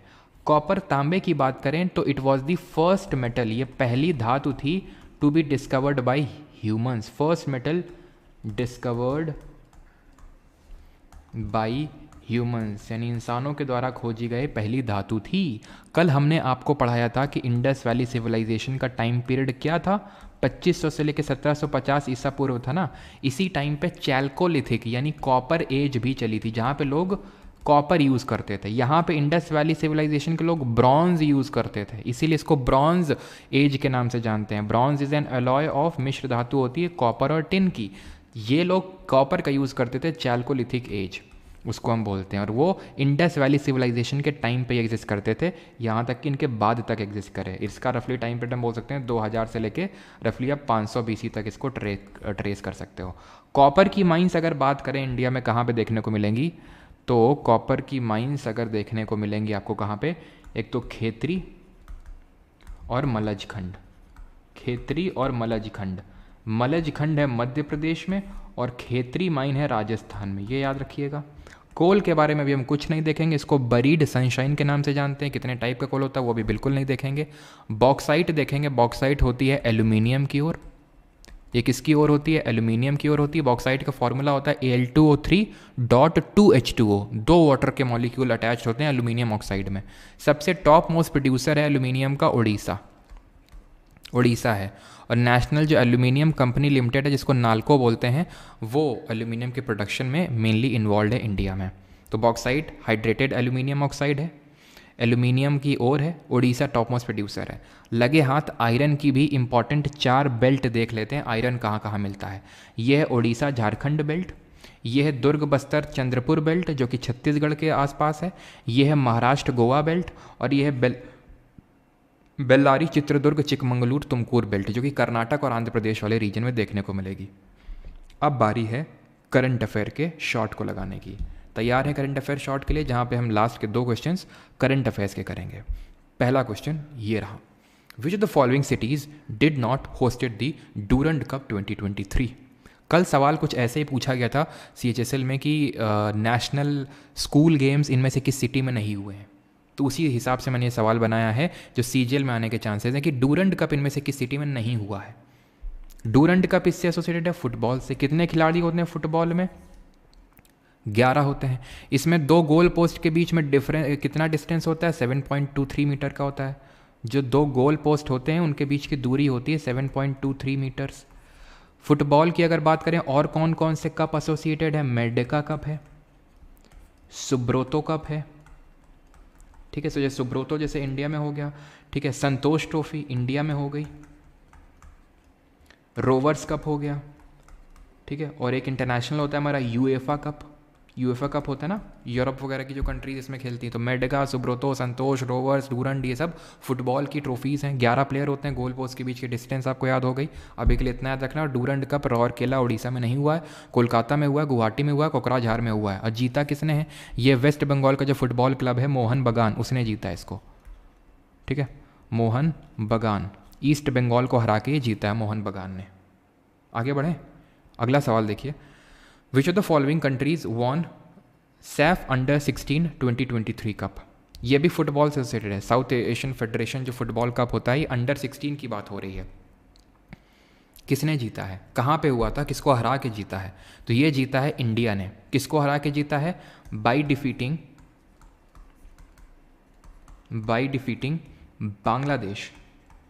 बांग्लादेश को हराया है। और होस्ट कौन था, होस्ट था भूटान, ठीक है। होस्ट था भूटान, जहाँ की ऑफिशियल लैंग्वेज कोई बताएगा क्या है, यहाँ की जो लैंग्वेज है वो डिजोंखा है, डिजोंखा।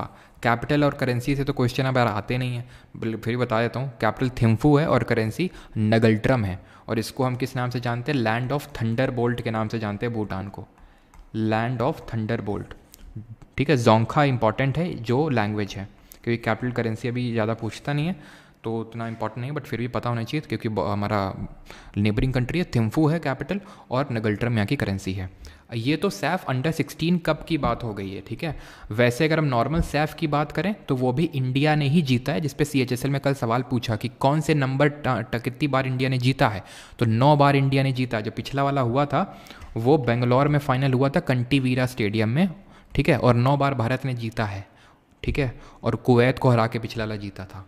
तो ध्यान रखना, इंडिया ने जीता है, भूटान में हुआ था, बांग्लादेश को हरा के जीते हैं, और भूटान की ये लैंग्वेज याद रखना। अच्छा, अगर भूटान की याद रखिए तो अफ़गानिस्तान की भी ध्यान रख लेना थोड़ा सा। अफ़गानिस्तान की डारी एंड पश्तो है, ठीक है, डारी एंड पश्तो। एक होमवर्क के साथ आपको छोड़ जाता हूँ, एंड दैट इज़ श्रीलंका की लैंग्वेज क्या है ये आपको बताना है। श्रीलंका का पुराना नाम क्या है, सीलोन है। यहाँ पे कौन सी लैंग्वेज बोली जाती है ये आपको बताना है। तमिल मत लिख देना, तमिल तो बोली जाती है, लेकिन एक और है जिसका नाम एस से स्टार्ट होता है, वो आपको बताना है, ठीक है। लेक्चर होता है यहाँ पे ख़त्म। अब आपको बताना है कि आपने कितना स्कोर किया आज के सेशन में, ठीक है। वो मतलब इतना मैटर नहीं करता आपने कितना स्कोर किया, लेकिन मैटर ये करता है कि आप एटलीस्ट हर क्वेश्चन को अटेम्प्ट कर रहे हो। अरे मैं बोलता हूँ तुक्का लगाओ, तुक्का लगाने की कैपेबिलिटीज़ तुम्हारी डेवलप होंगी यहाँ से, कि किस तरह से सही तुक्का लगाया जाता है, ठीक है। एटलीस्ट वही डेवलप करो साथ साथ, ठीक है। तो डबल बेनिफिट करो, एक तो चीज़ें सीखो भी और साथ साथ क्वेश्चन को अटेम्प्ट कैसे करते हैं वो भी सीखते जाओ। सिनहली बिल्कुल अभी नहीं बताना है, जब रिकॉर्डेड जाएगा लेक्चर तब लिखना है उसमें, ठीक है। चलो भाई, तो कैसा लगा आज का सेशन ये आप बताइए, ठीक है। और शुरू में थोड़े सेशन लंबे हो सकते हैं, जैसे अभी कितना 1.5 घंटे का सेशन हो गया 22 क्वेश्चंस के लिए, लेकिन कोई नहीं, ठीक है। अभी मैं बोलना सर टाइम लग रहा है, अरे तो भाई टाइम सेव करके कहाँ ले जाओगे, क्यों टाइम सेव करके, जैसे मुझे याद है एक मतलब हमारे टाइम पे ही एक फ्रेंड था, ठीक है, और उसने हमारे टीचर से क्वेश्चन पूछा, सर न्यूज़पेपर पढ़ने में टाइम वेस्ट हो जाता है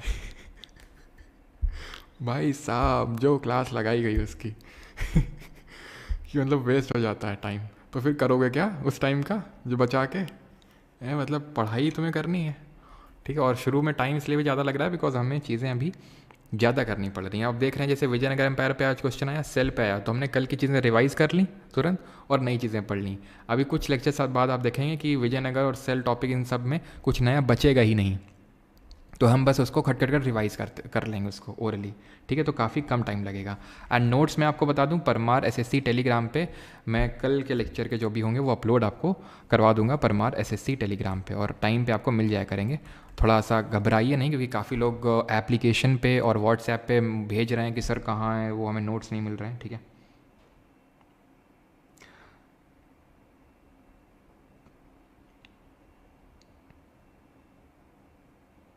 अच्छा, कैपिटल GS में ना पूछ के रीजनिंग में पूछ रहा होगा, एनालॉजी में पूछ रहा होगा ना। तो अभी थोड़ा सा रुक जाइए, 1-2 दिन का समय दीजिए, सारी चीज़ें स्टेबल हो जाएंगी। तो बहुत ज़्यादा आप लोग एप्लीकेशन पे और उस पर मतलब मत भेजिए कि सर कहाँ है वो, हमें भी पता है कि अपलोड करने हैं, ठीक है। इंग्लिश के अभी अपलोड नहीं हुए हैं, हिंदी के तो हो गए हैं, ठीक है। और इस पर्टिकुलर लेक्चर की जो PPT है उसकी PDF आपको परमार SSC के टेलीग्राम पर मिल जाएगी, जिसका लिंक डिस्क्रिप्शन में दिया हुआ है। एंड साथ ही साथ जो क्विज़ चैनल है, क्विज़ ग्रुप है, उसका भी लिंक डिस्क्रिप्शन में दिया हुआ है, तो उसको भी आप ज्वाइन कर लीजिए और क्विज़ अटेम्प्ट करते रहिए। मिलते हैं कल at the same time. Thank you for being in this session. Sir आप कौन भाई, दीपेंदु कौन है, करने दो जो भी है। क्विज़ कैसे दें, क्विज़ आप जाइए, क्विज़ ग्रुप है, लिंक डिस्क्रिप्शन मिल जाएगा, वहाँ से आप अटेम्प्ट करिए।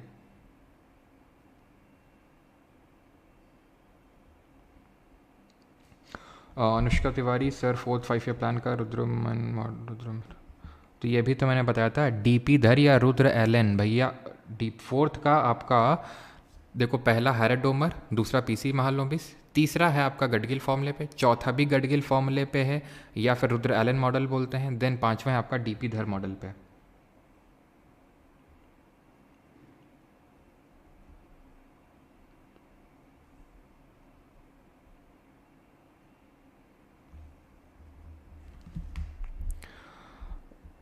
पिछले साल क्या पूछा था, पिछले साल गोल पोस्ट की वो सब करेंगे, अभी एक ही लेक्चर में सारी थोड़ी चीज़ें थोड़ी ना मैं करवा दूंगा। अच्छा, नौजवान भारत सभा, एक सेकेंड, क्या मैंने 16 लिख दिया क्या, एक गलती से, एक सेकेंड, इसको यार 26 कर लेना, या 26 होगा, ठीक है। 1926, 1916 नहीं, 1926, ठीक है। ठीक है, बिकॉज आप इसको रिलेट कर सकते हैं 1930 में तो 1931 के टाइम पे तो फांसी हुई थी भगत सिंह जी को, कि तो उसके कुछ ही साल पहले ही बनाया होगा उन्होंने, बिकॉज 1916 में तो उनकी एज ही इतनी कम होगी, ठीक है। 1916 में अगर बात करें तो उनकी एज ही इतनी कम होगी, तो 1916 में तो कोई वही नहीं बनता है। 1907 में आई थिंक उनका जन्म ही हुआ था जब सूरत सेशन हुआ था कांग्रेस का, तो 8 साल की एज में तो बुक मतलब इस तरह से एसोसिएशन नहीं बना लेंगे। 1926 से होगा, ऑब्वियस सी बात है, ठीक है। चलिए, और रही बात की गोल पोस्ट की लेंथ वगैरह, सारी चीज़ें देखेंगे, लेकिन अब एक लेक्चर में नहीं देख सकते ना सारी चीज़ें।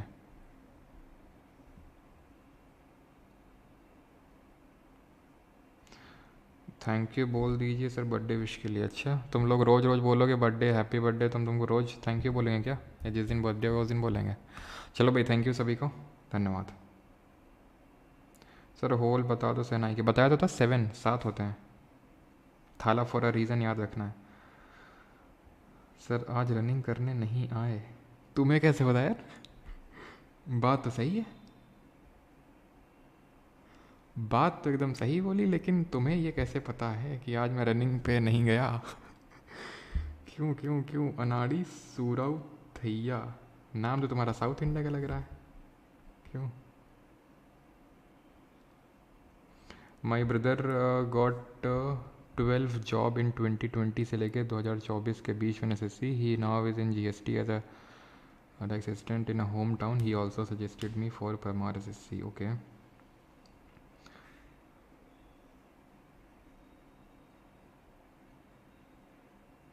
सर डेफिसिट समझ नहीं आ रहा है कार्तिक दत्ता, समझ जाओगे यार, अभी आएंगे डेफिसिट के क्वेश्चन, बजट पढ़ेंगे, रेवेन्यू, कैपिटल, डेफिसिट, सब कुछ पढ़ेंगे, अभी तो दूसरा लेक्चर हुआ है यार, थोड़ा सब्र तो रखो।